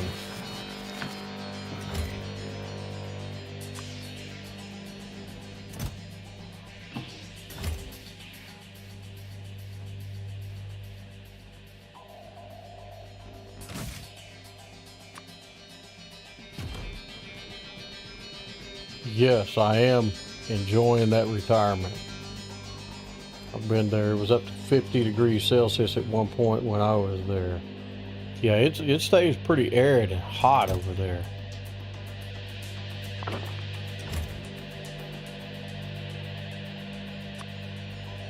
Okay, let's do this little number here so the bots will have access to them. We'll let them little suckers earn their keep.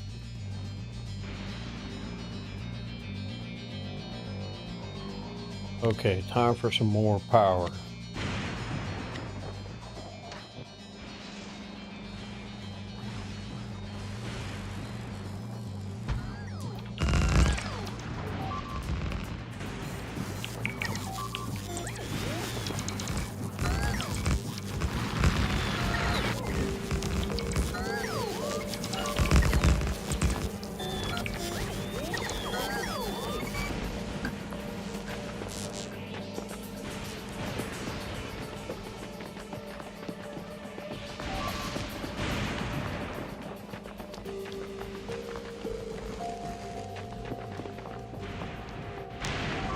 Now we're getting somewhere.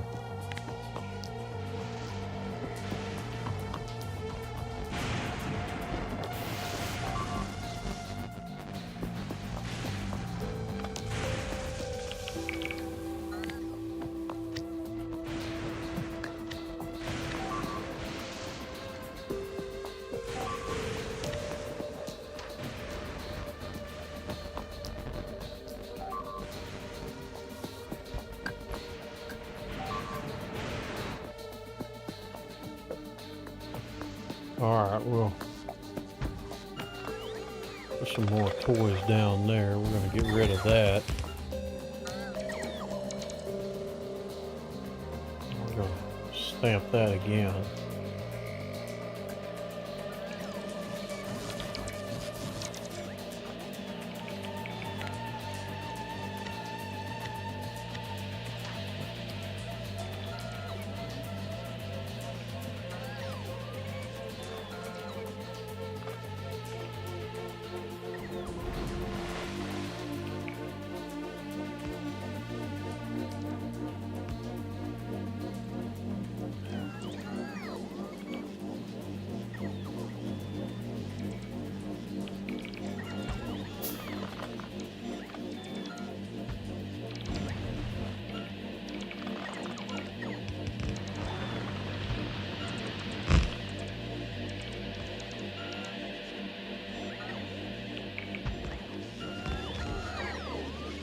Right, I better go. We go to bed. Speak later, Mr. Betty's. Man, you are a nut, dude. I appreciate you stopping in. I forget on your side of the world, it's time to go to bed.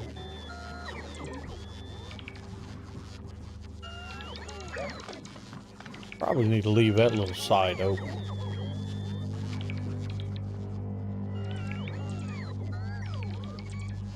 We'll get some shut-eye. You're probably gonna need it.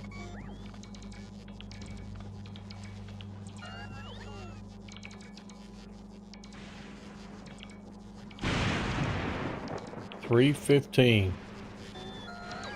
Yeah, I'd say you do have to get up early.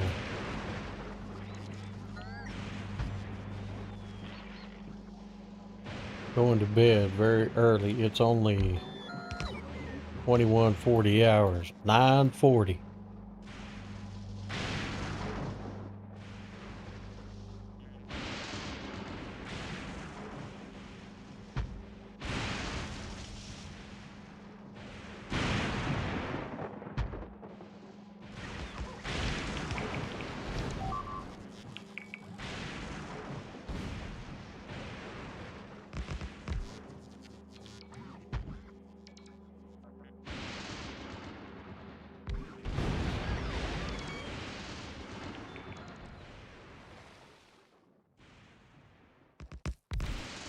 What the heck is it?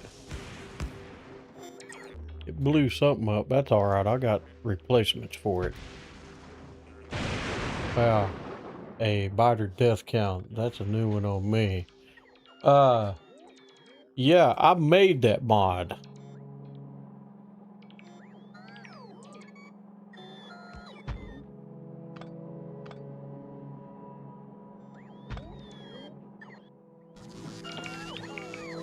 Yeah, I was quite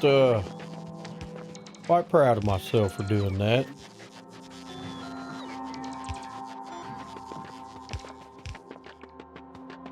First time I ever made a mod. It was very, very small too.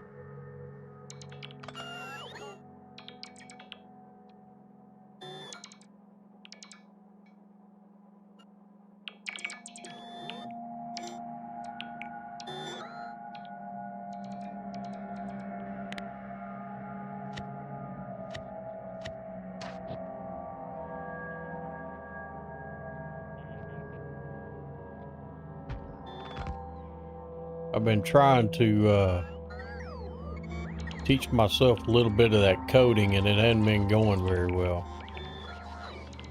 I don't know what I'm doing. I'm just enough to be dangerous.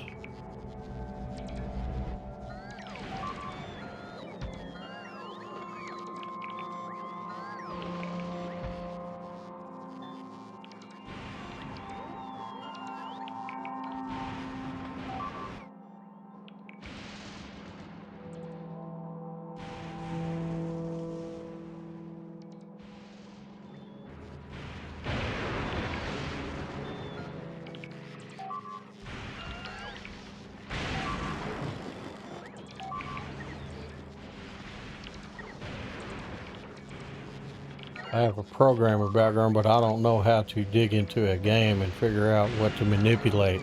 You want me to tell you what my secret is? I think you already know. It's called AI. I'm too dumb to know how to do all that.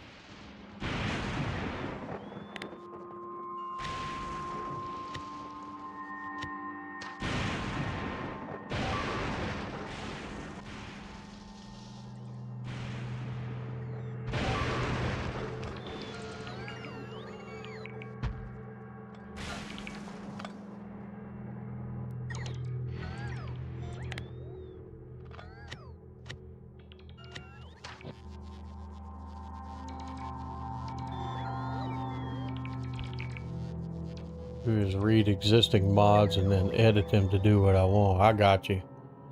Yeah, there's always a way to figure out how to do something.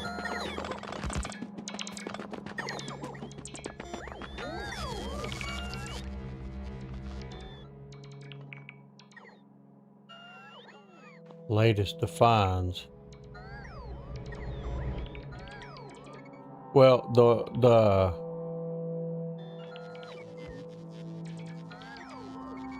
see, I don't even know what this stuff is. I guess AI probably looked at all that, because when AI helped me write that Lua script for it,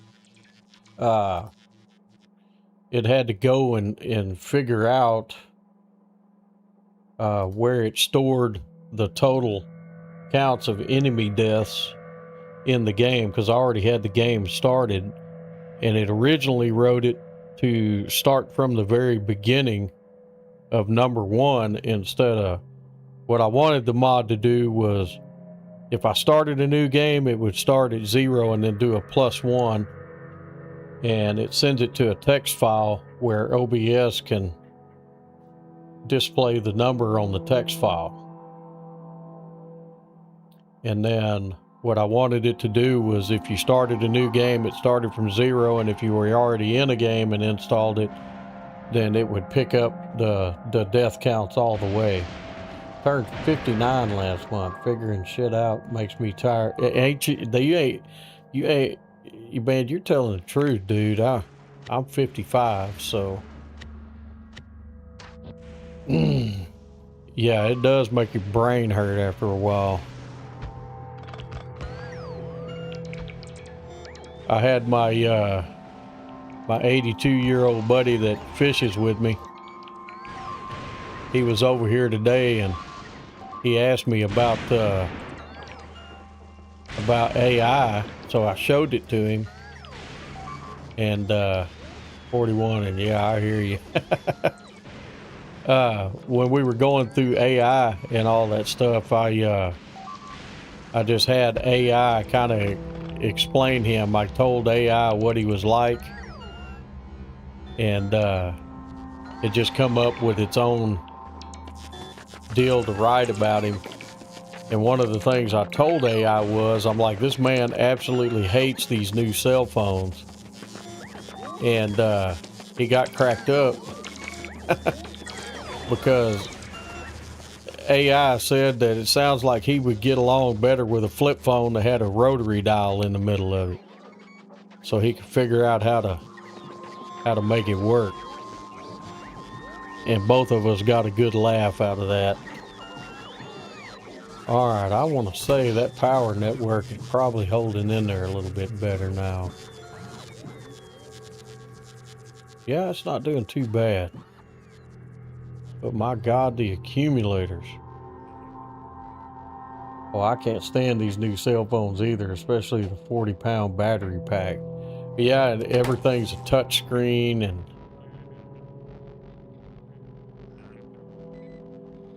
yeah, it's something else. So it looks to me like we got some areas here that are, see the cloud, basically I think it means we're not protected. So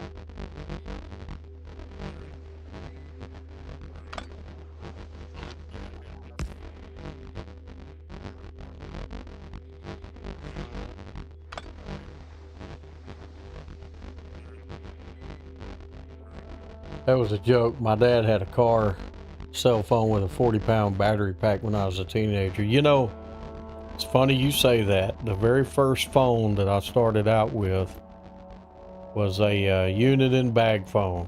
In 1989 is when I got it. And I set it up on a company that was called, what was it, Metro Media, I think was the name of the company. And they got bought out by some other company. And then eventually Singular bought them out. Well, Singular wound up buying AT&T, so it all changed over to AT&T. So I have never switched my cell service since 1989. That's almost 40 years on the same cell service.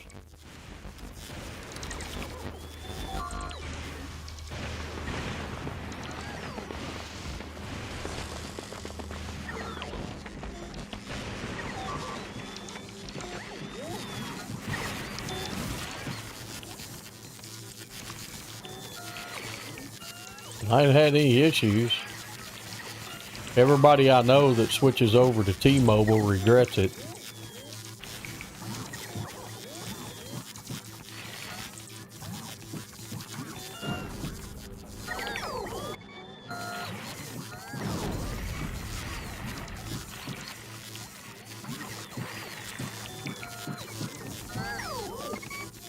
Where did my stone bricks go?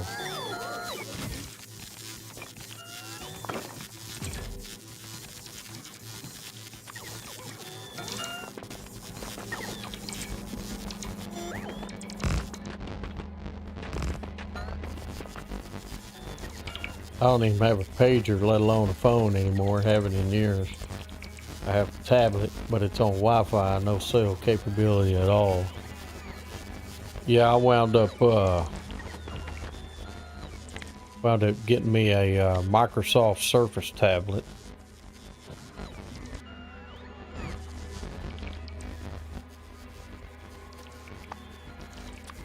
So I could have something when I went out of town.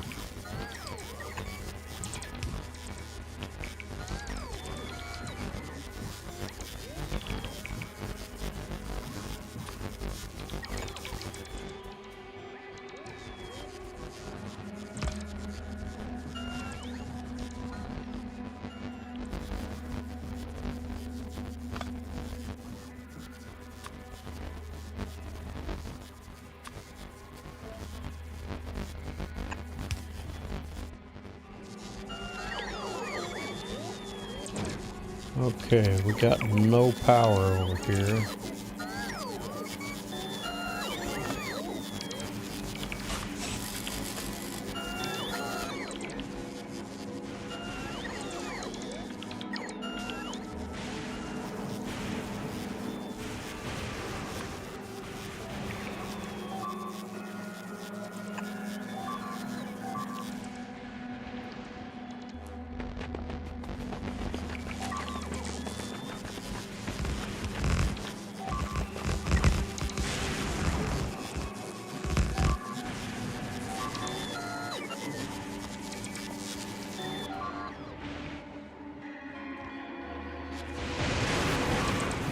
A lot of damage over there.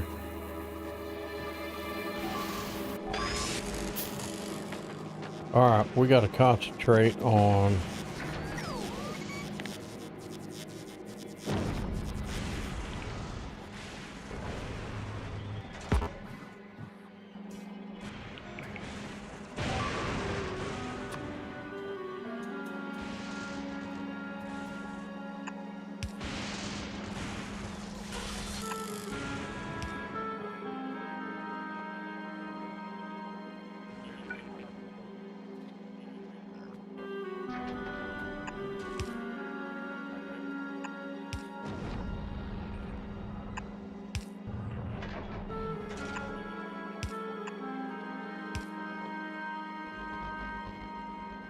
fixing these little small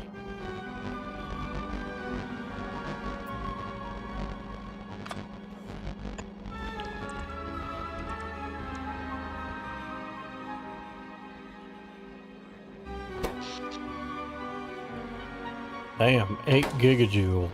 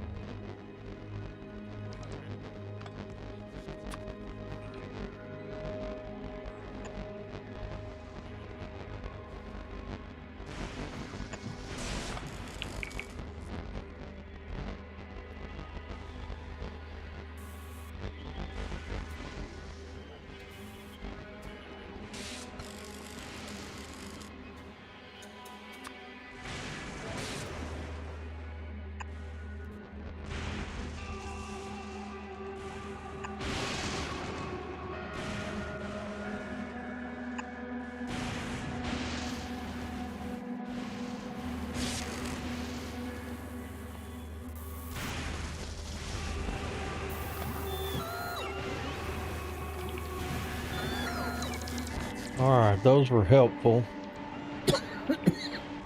But it's time to let them go.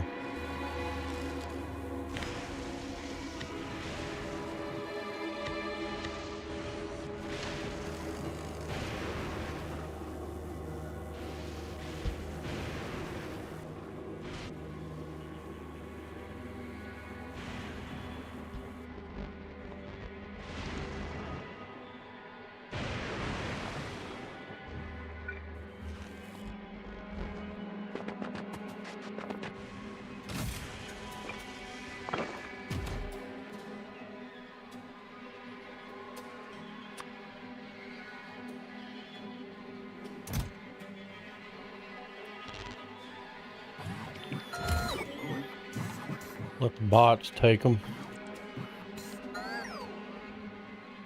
So they'll run them where they're needed.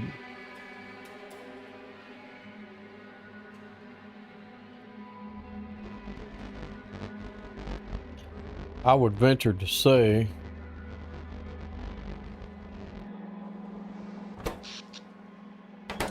hell, that ain't even on the power grid.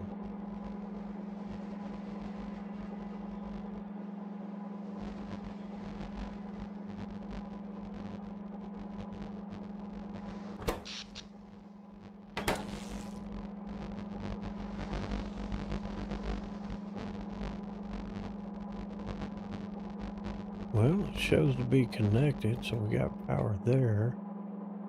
Oh, it's just not protected.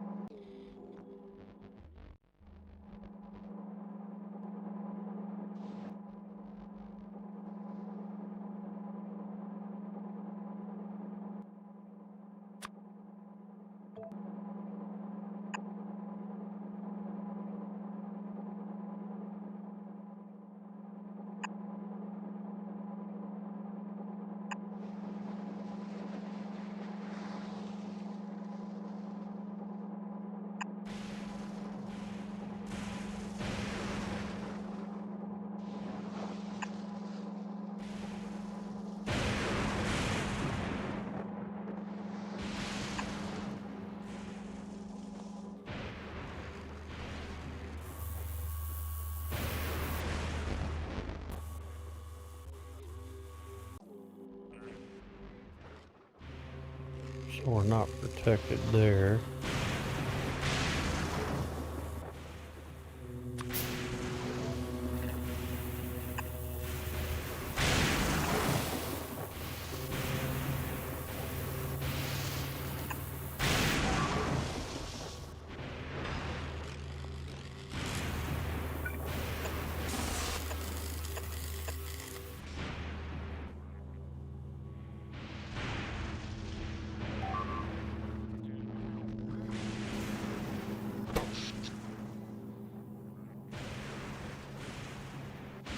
Well, it's pumping out power like it should be.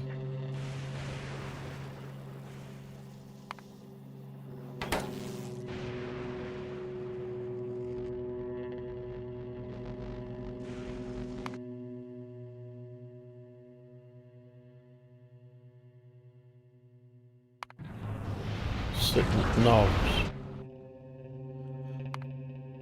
Well, that means production over here ought to be picking up.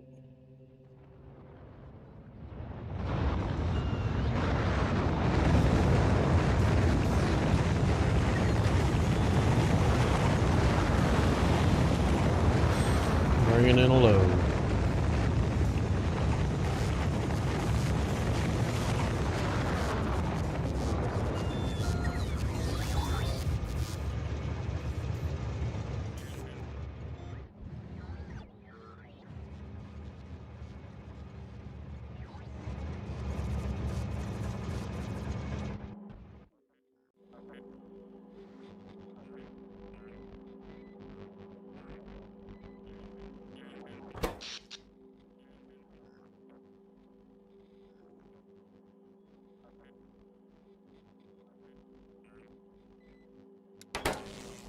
Well, hell, that's actually doing pretty good.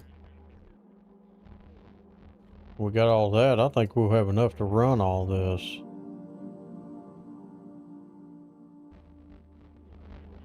Okay, resources.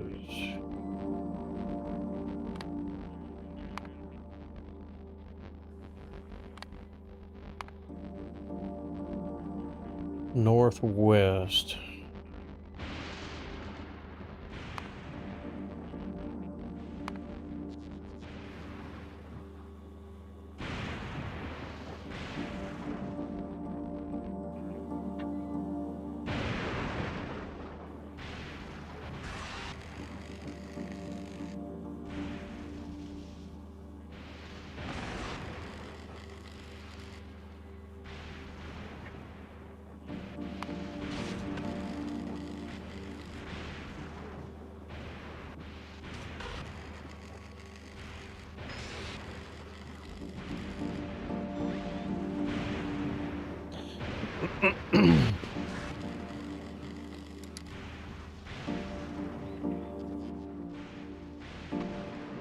Now that'll change that in a moment.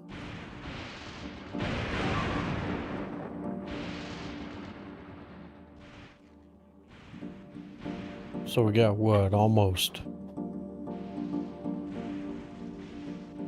got a little over 2 million in scrap, so we should be good to go.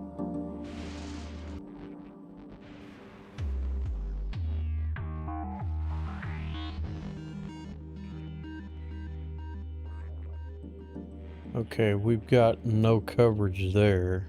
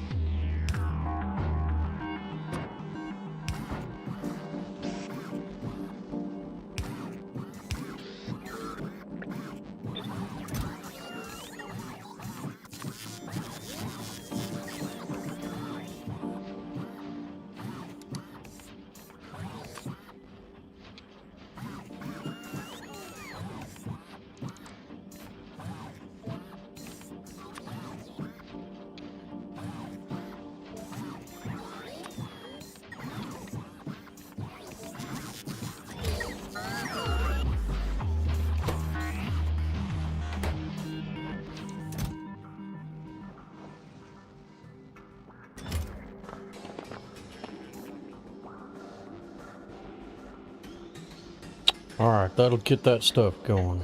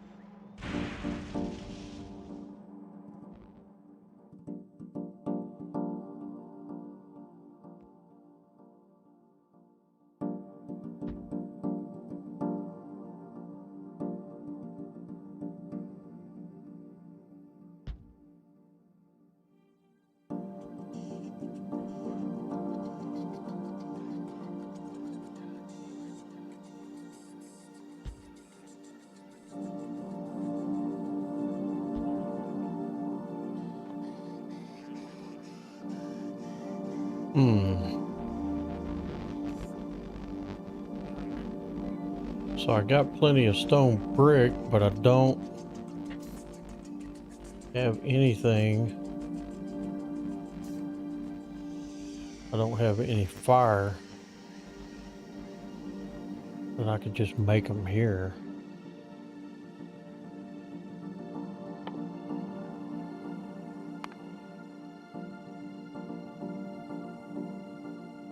Cactus wood.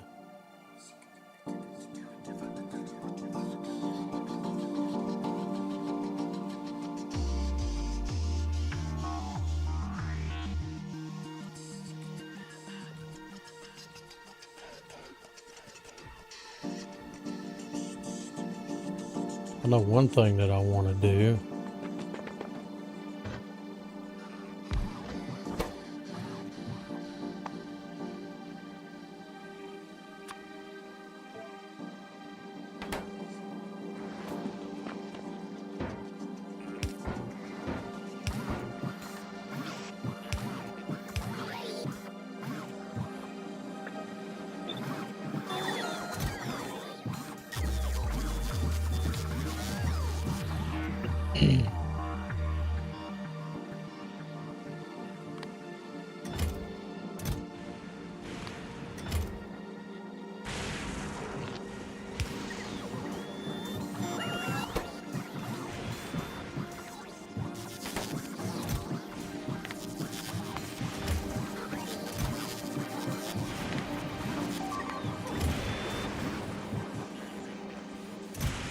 Probably better just do one because we'll get the big ones here in a little while.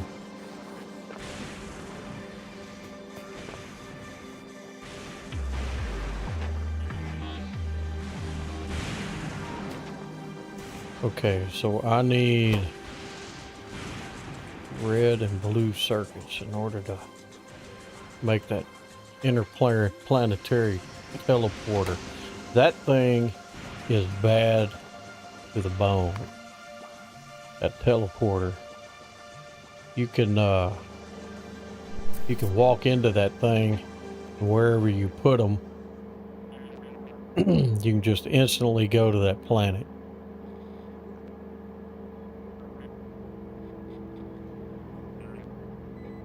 So here shortly I'll have Fulgora on there.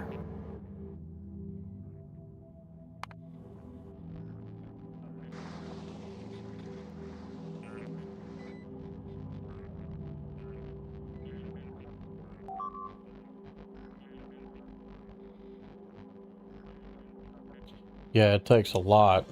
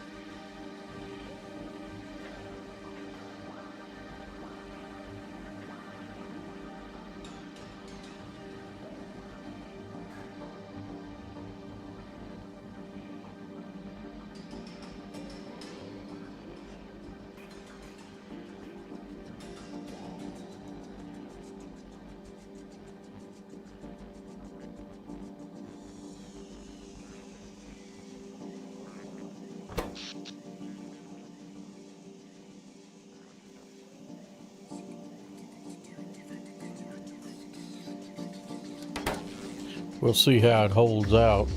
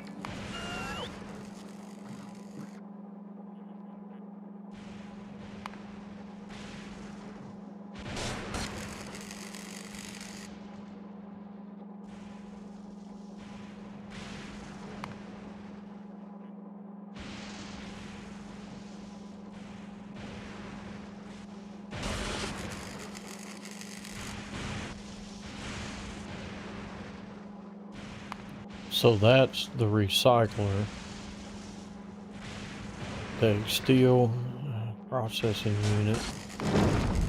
Can I even make one of those? Do I have them available?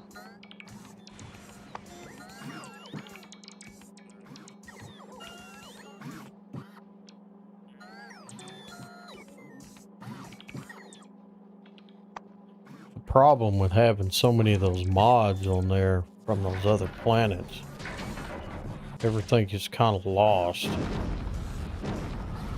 But it's there.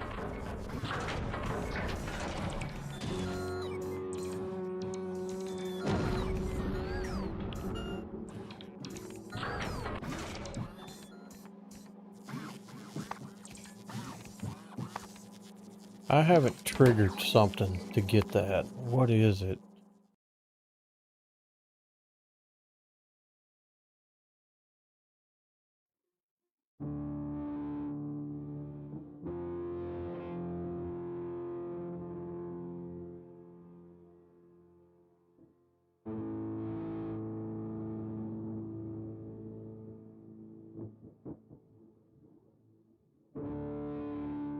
Fulgora Vault Ruin.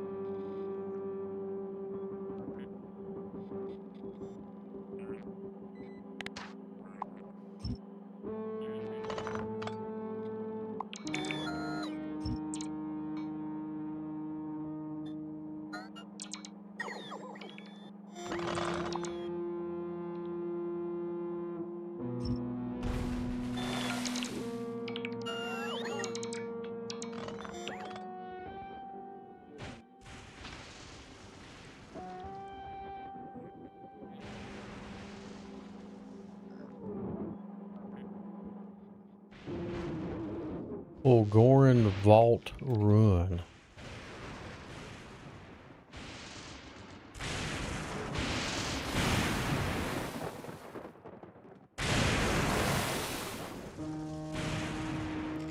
Huh. I guess I need to go find one of those.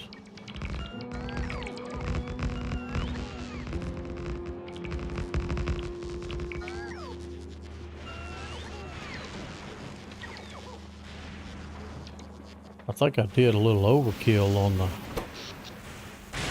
power setup.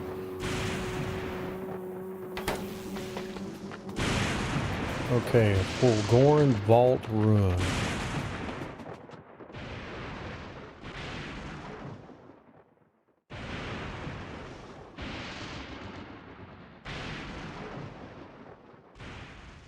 Where would I find one of those?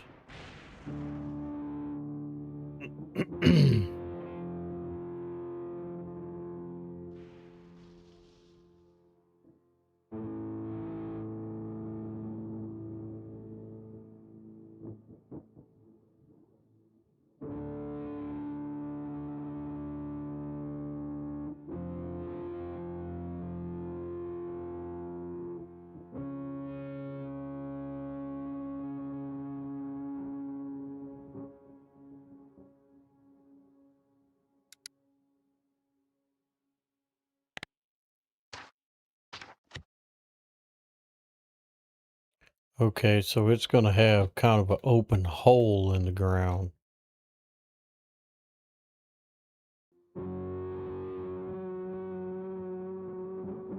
Got to be one around here somewhere.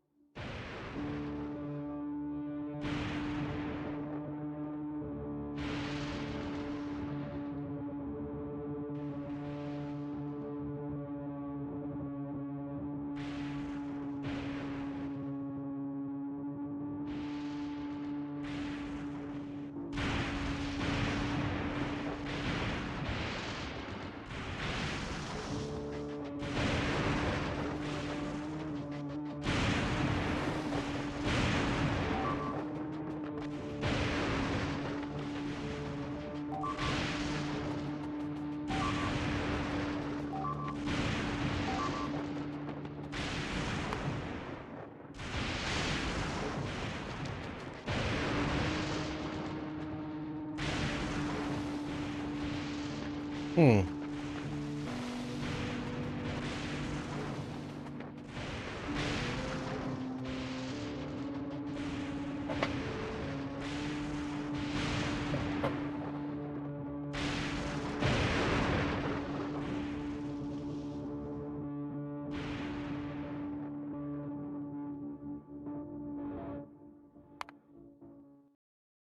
$55 megabytes so far.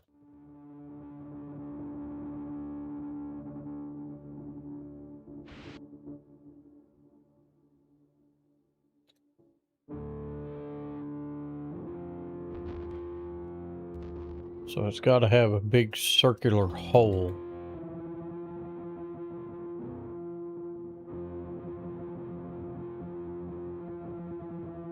Haha, here we go, right there.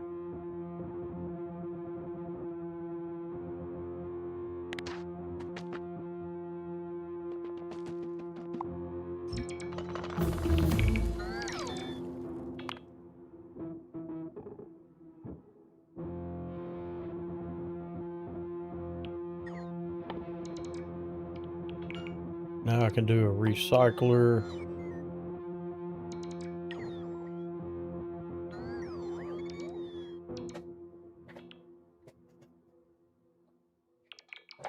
I can get all kind of toys out of that.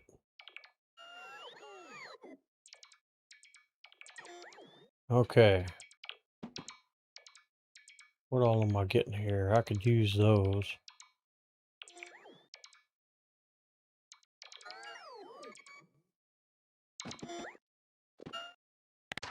I'll go ahead and load up on stuff here.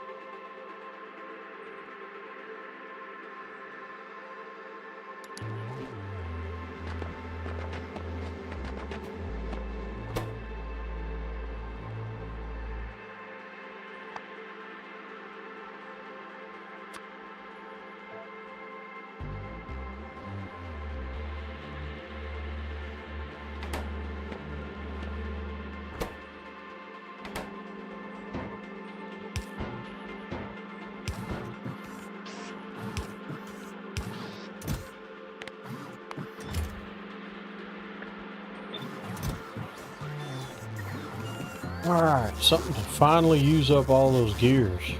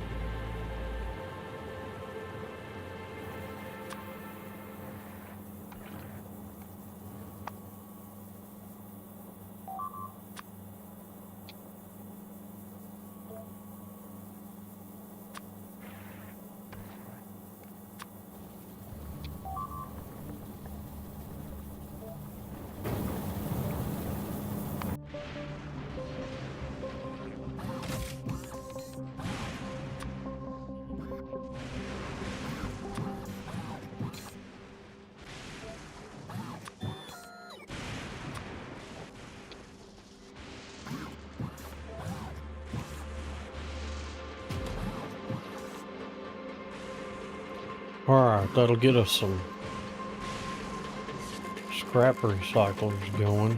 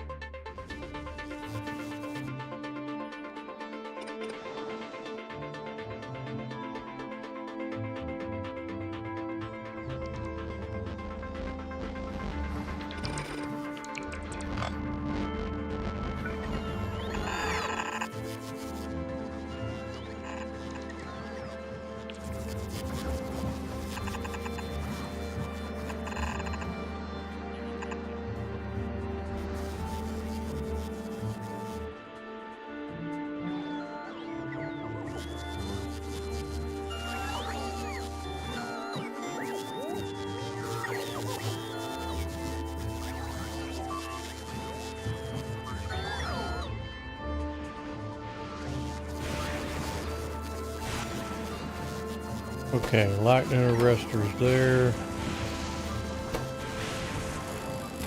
Electromagnetic plant. Scrap recycler.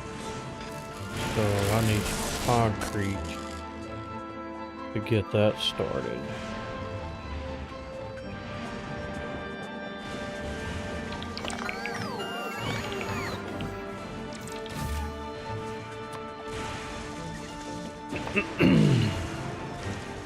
Is that right? Concrete?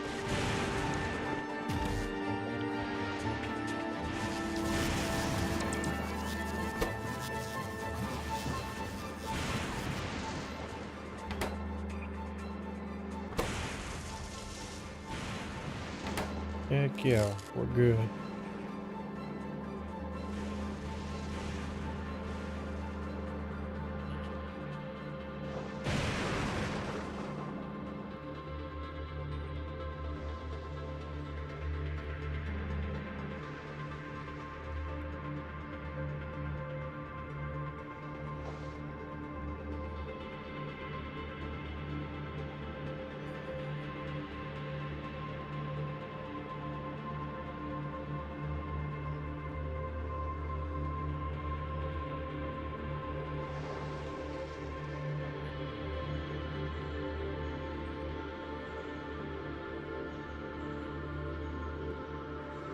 Let's see. Heavy oil. Alright, I forget.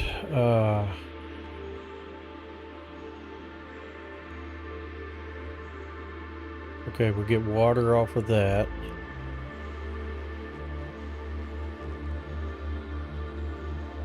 That's the water tank.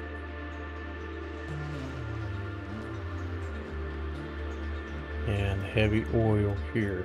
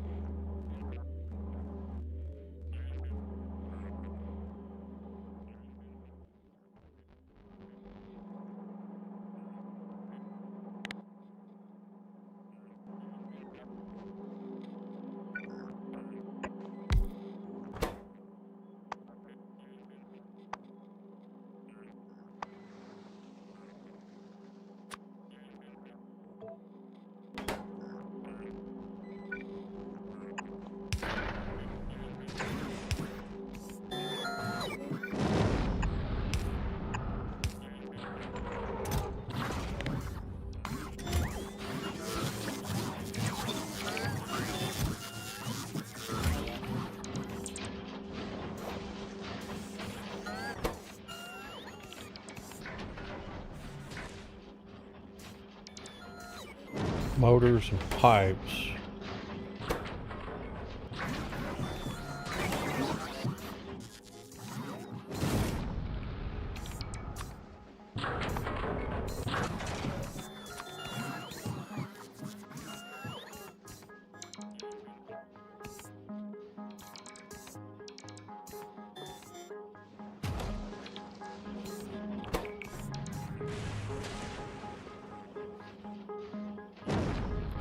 Just enough to get that shit going.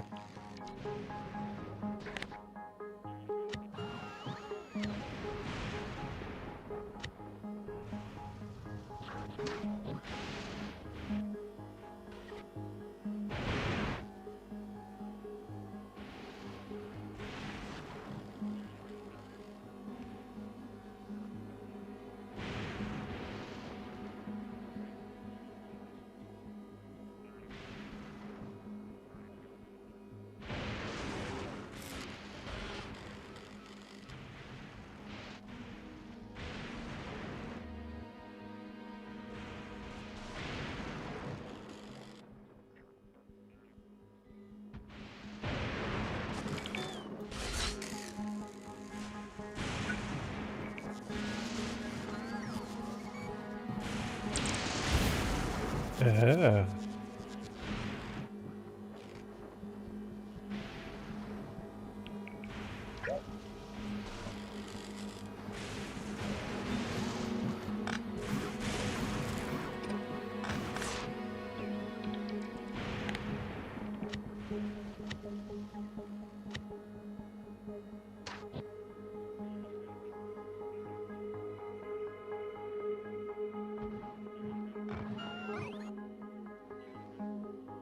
Okay, well, oh, it's not doing it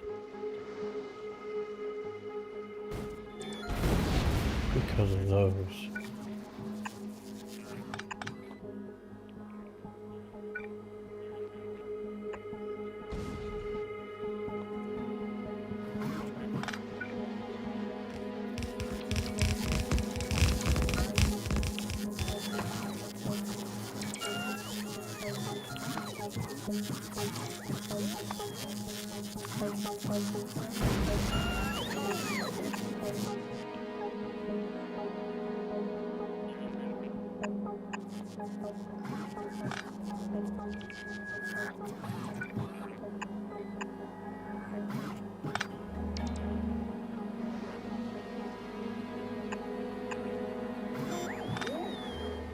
So I'll have to modify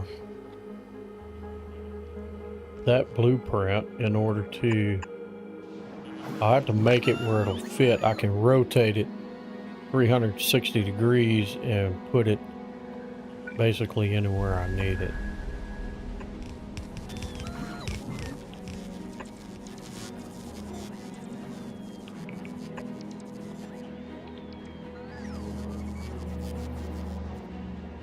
Okay, that takes water.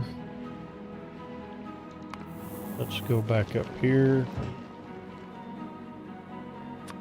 We're going to ask for water.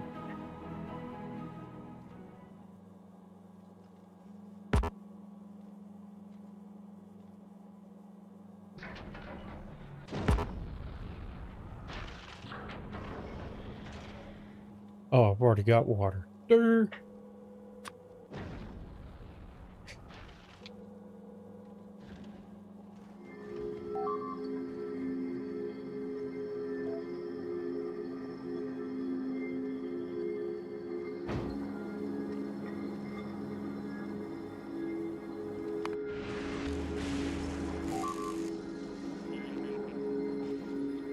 Okay.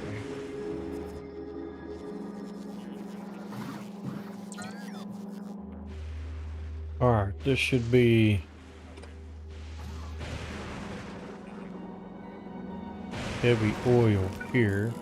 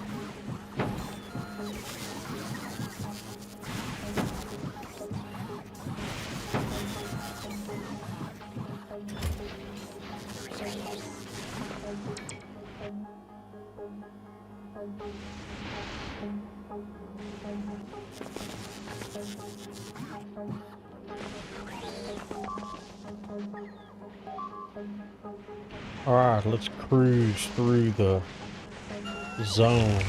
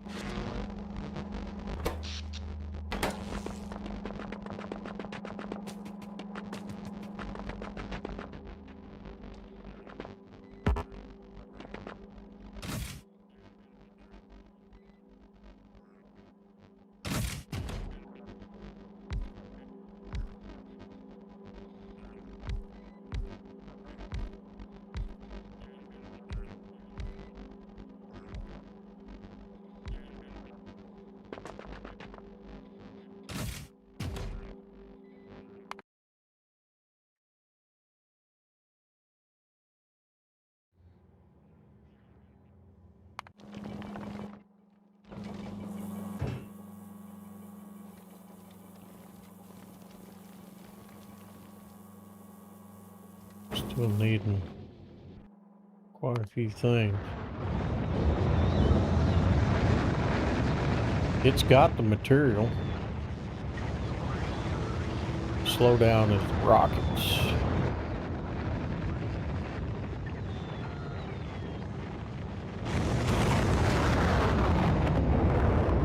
So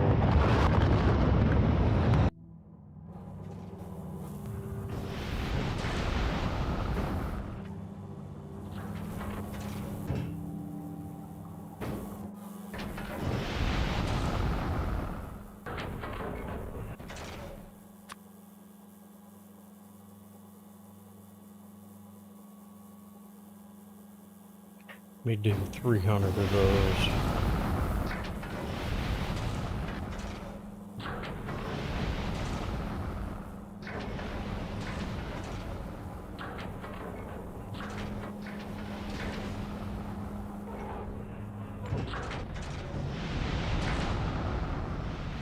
On the way, 1,000.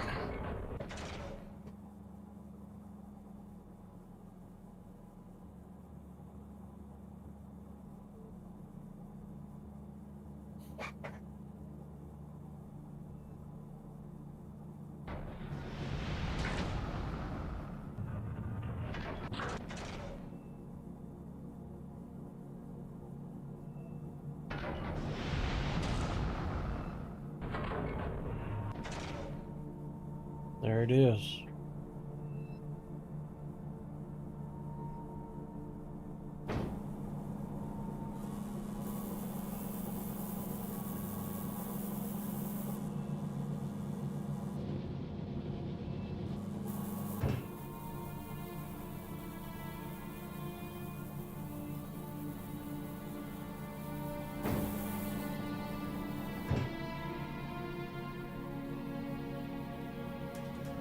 All right, and it got rid of all the empty barrels too.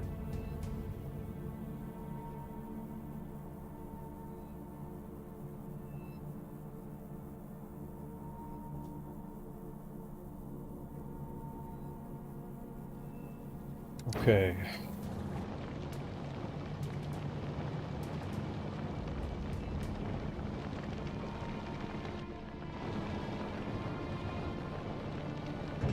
All right. Let's get you to turn around and go to Fulgora.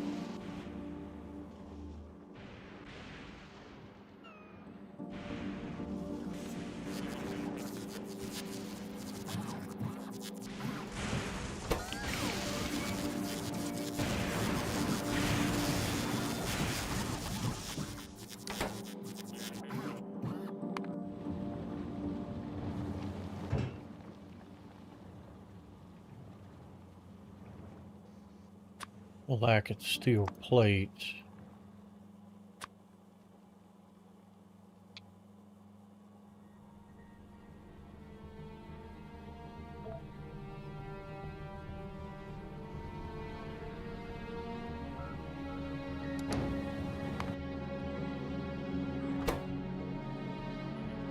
I got those coming. Got those coming.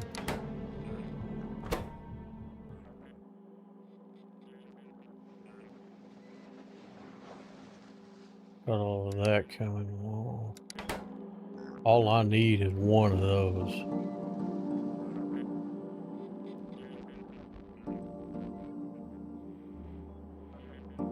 So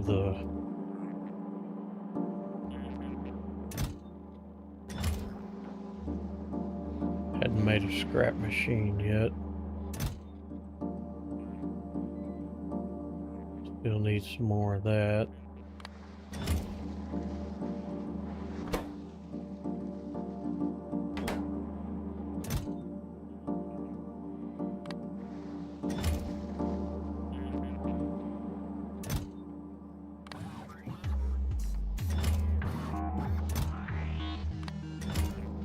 I forget what that one was. I guess I saved it before I set the recipe. I think that one is going to be the large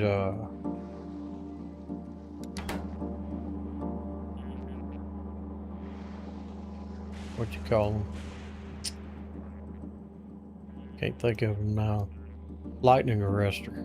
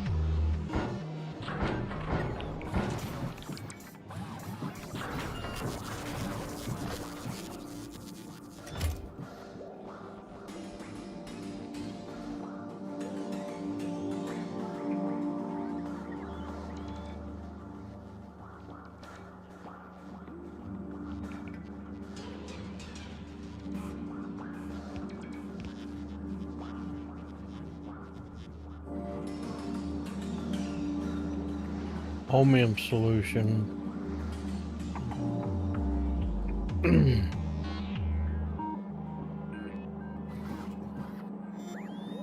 So that takes water.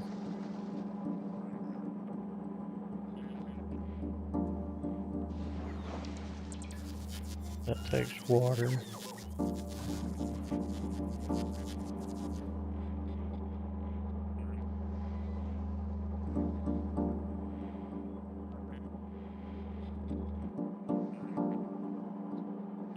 Rocket fuel.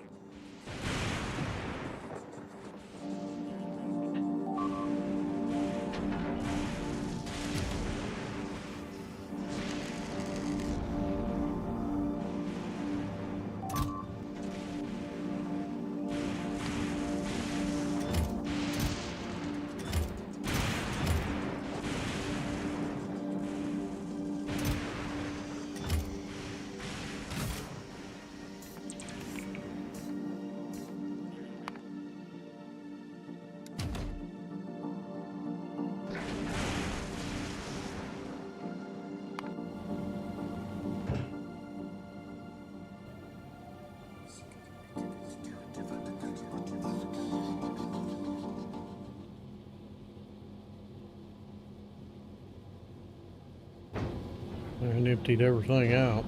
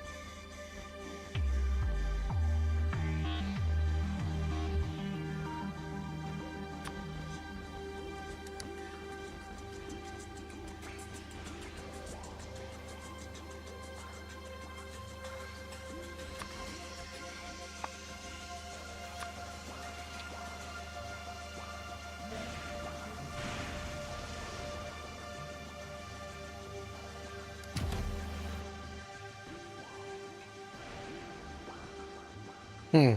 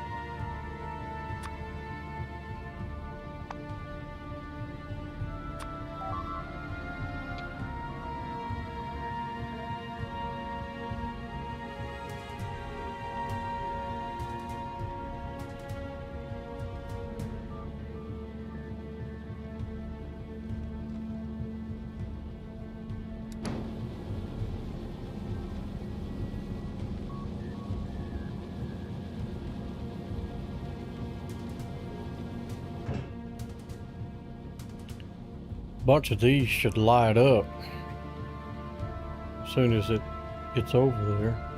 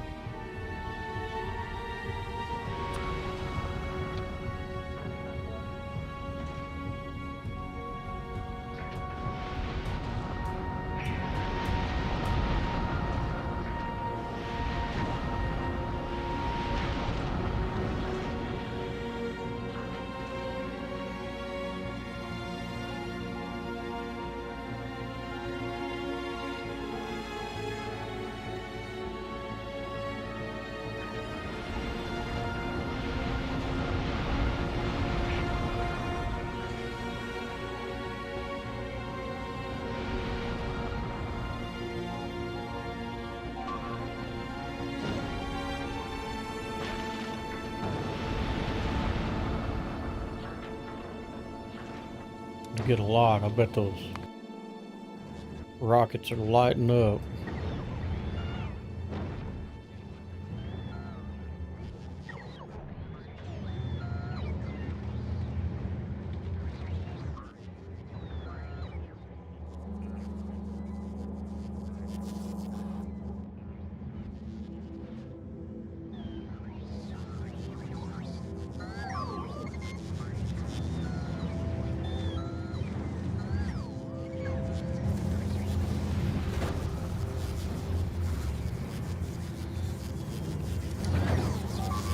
You used them all.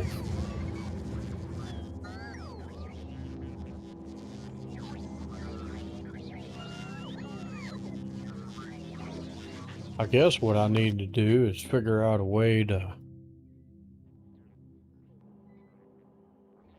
maybe triple that.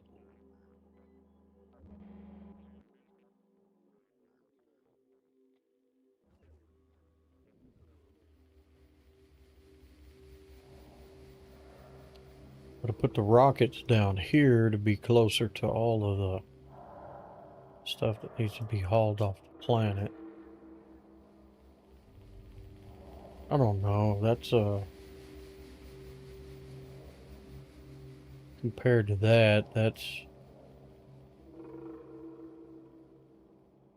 what I got 2 levels of that. Got 12 rocket yards. I think that'll work. That ought to be enough.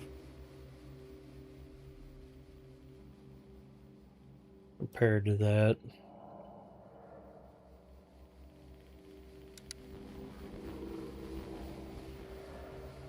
All right.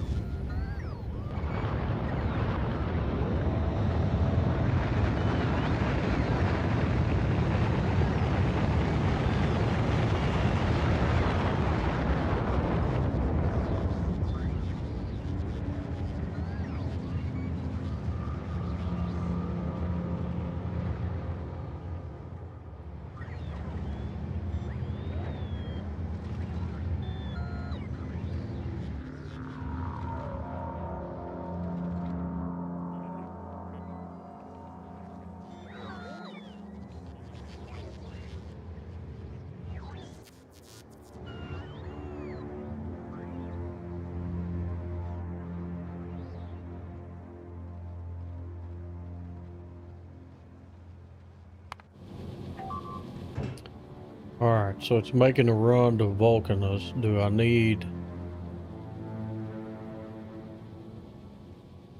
I think I need some miners. finish out. Yeah, I still got one there. Those are all done. Okay, after we pick up those miners, that'll be the last time we're going to transport from there.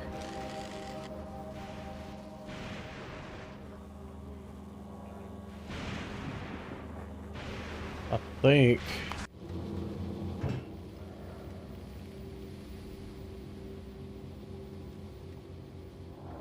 I got the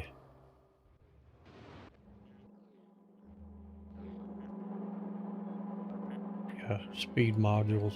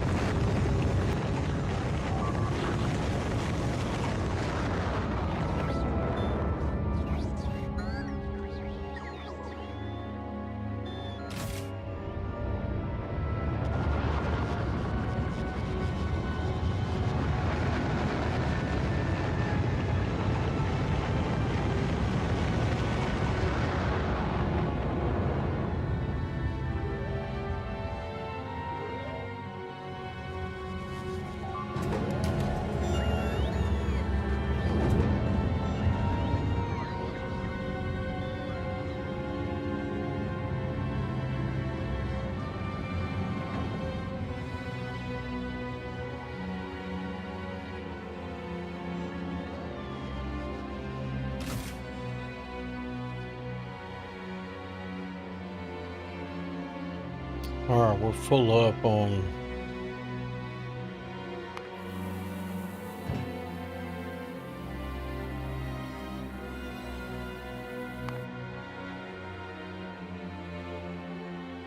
well, sent enough artillery shells over, it kept everything dry, it drove everything back.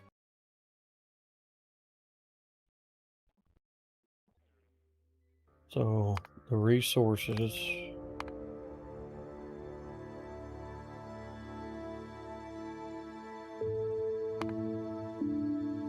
only a little bit left there.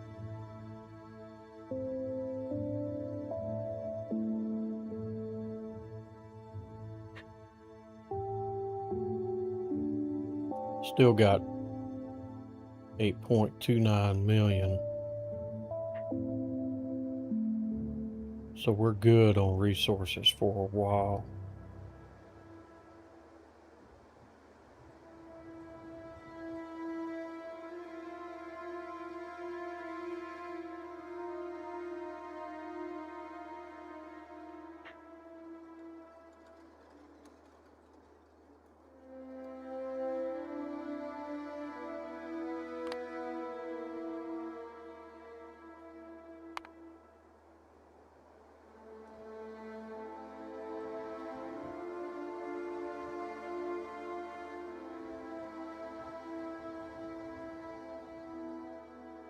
Yeah, yeah, we're gonna be fine.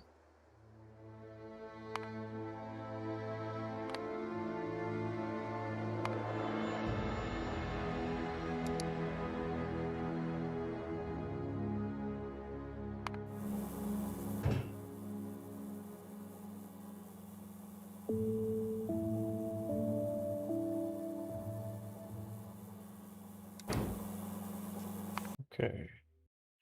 We took 1,000 rocket fuel with us, and it's caught up. One thing I am gonna do, I still haven't figured out how to set the circuitry on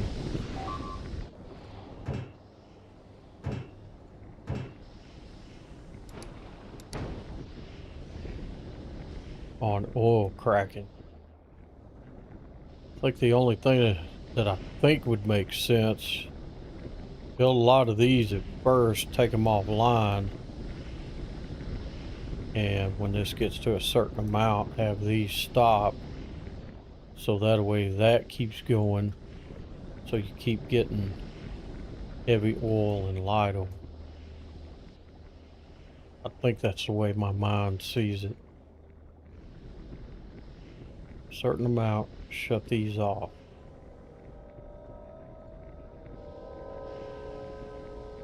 Which means I could isolate them on a power switch, if that's the case.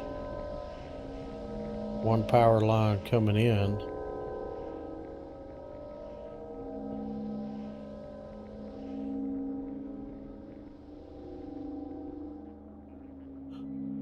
and shut it off.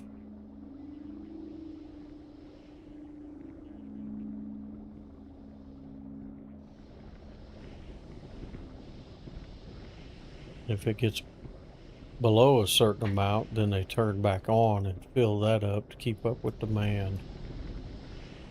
But then you get more of this than that, you get more of this than that.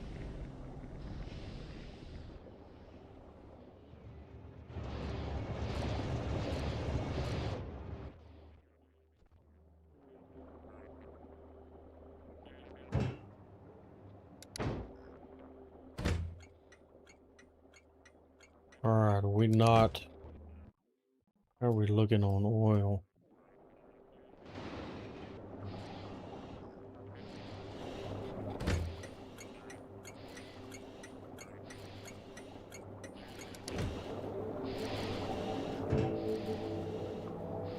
All right, it just took a run, is what it did.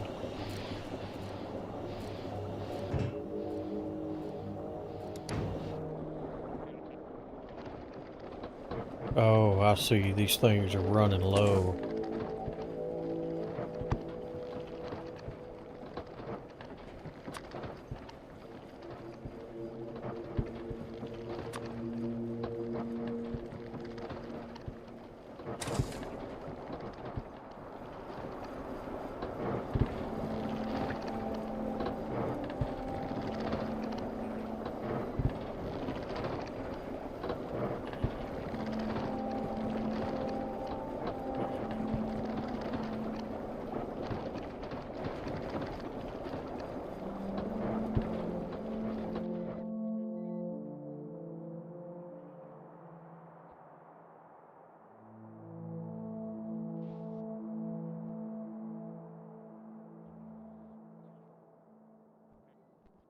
I'm not getting as much out of it.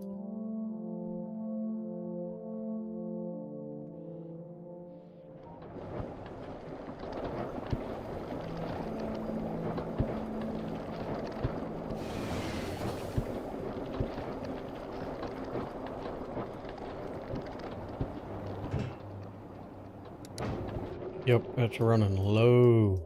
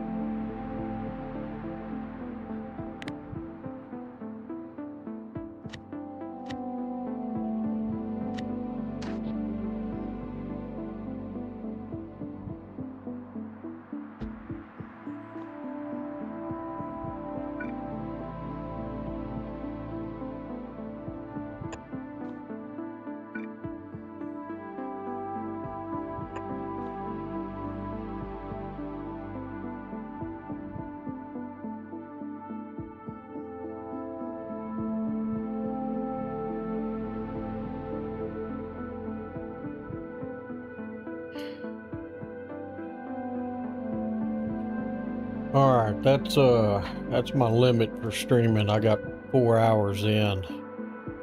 I gotta get up and get moving around and get the stove up. So I'm gonna let this thing run a little bit and catch up, so that way the next stream won't be so boring, waiting on stuff to get done. But I enjoyed it. Got a lot done on Fulgora. Starting to get things built out.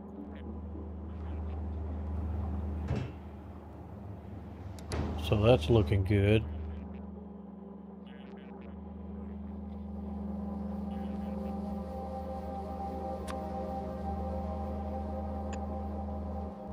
I guess I ought to give that some power. Might need it.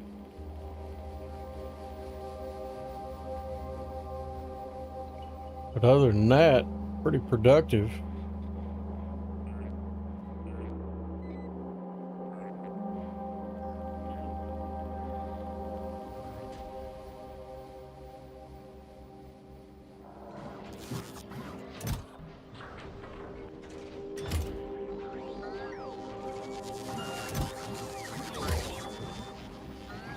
Power network's almost built out. Things are looking good, so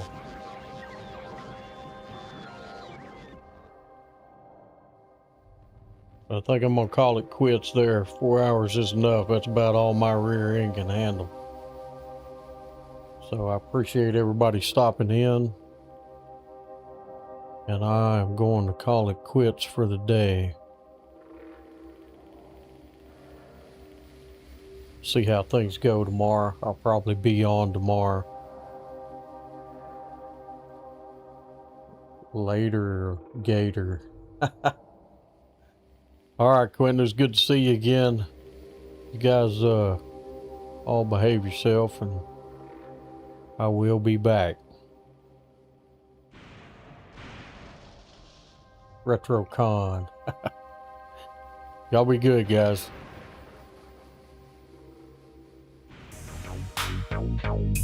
Yeah. Smoke still rising over the wasteland. Turrets still glowing in the dark. Factory shift never really ends. Bill still rolling while the screen fade black. Still in the bins and the trains on track. Biters lick wounds out beyond the haze. But tomorrow night we light the blaze. Refineries thunder in the midnight rain. Assemble a line, still feed the chain. Every damn furnace, breathing fire. Whole planet bent to the engineer's desire. Spot a Trump Park with the rockets reloaded. Map full red, but the war still coated. Walls hold strong while the bots repair. Another expansion already prepared. We'll be back. Bigger guns and a stronger stack. More artillery, more attack. More smoke rising. Off the railroad track. We'll be back. Factory king never fade to black. Biters keep coming. We answer that. Whole damn world. Get folded back. Concrete crack from the tank brigade. Nuclear glow where the enemy stay. Millions of products flood the grid. Every mistake got buried in here. Blueprint ghosts waiting in the fog. Expansion plans in the captain's log. One more outpost, one more line, one more launch, and the stars are mine. Discord chatter still ringing ahead. Talking mad shit while the bugs turn red. Laugh through the chaos, hold the defense. Industrial warfare at maximum sense. Engines hum, turrets scan. Bots still drift across the land. This ain't over, not even close. Factory heartbeat never goes. We'll be back, next shift loaded for the counterattack. More production in the tighter stack. More enemies drops, where they stand at. We'll be back, no retreat and no rollback. Engineer rule, remember that. Our factory forever, that's a fact. Lights stay on, trains keep moving, and the factory never sleeps.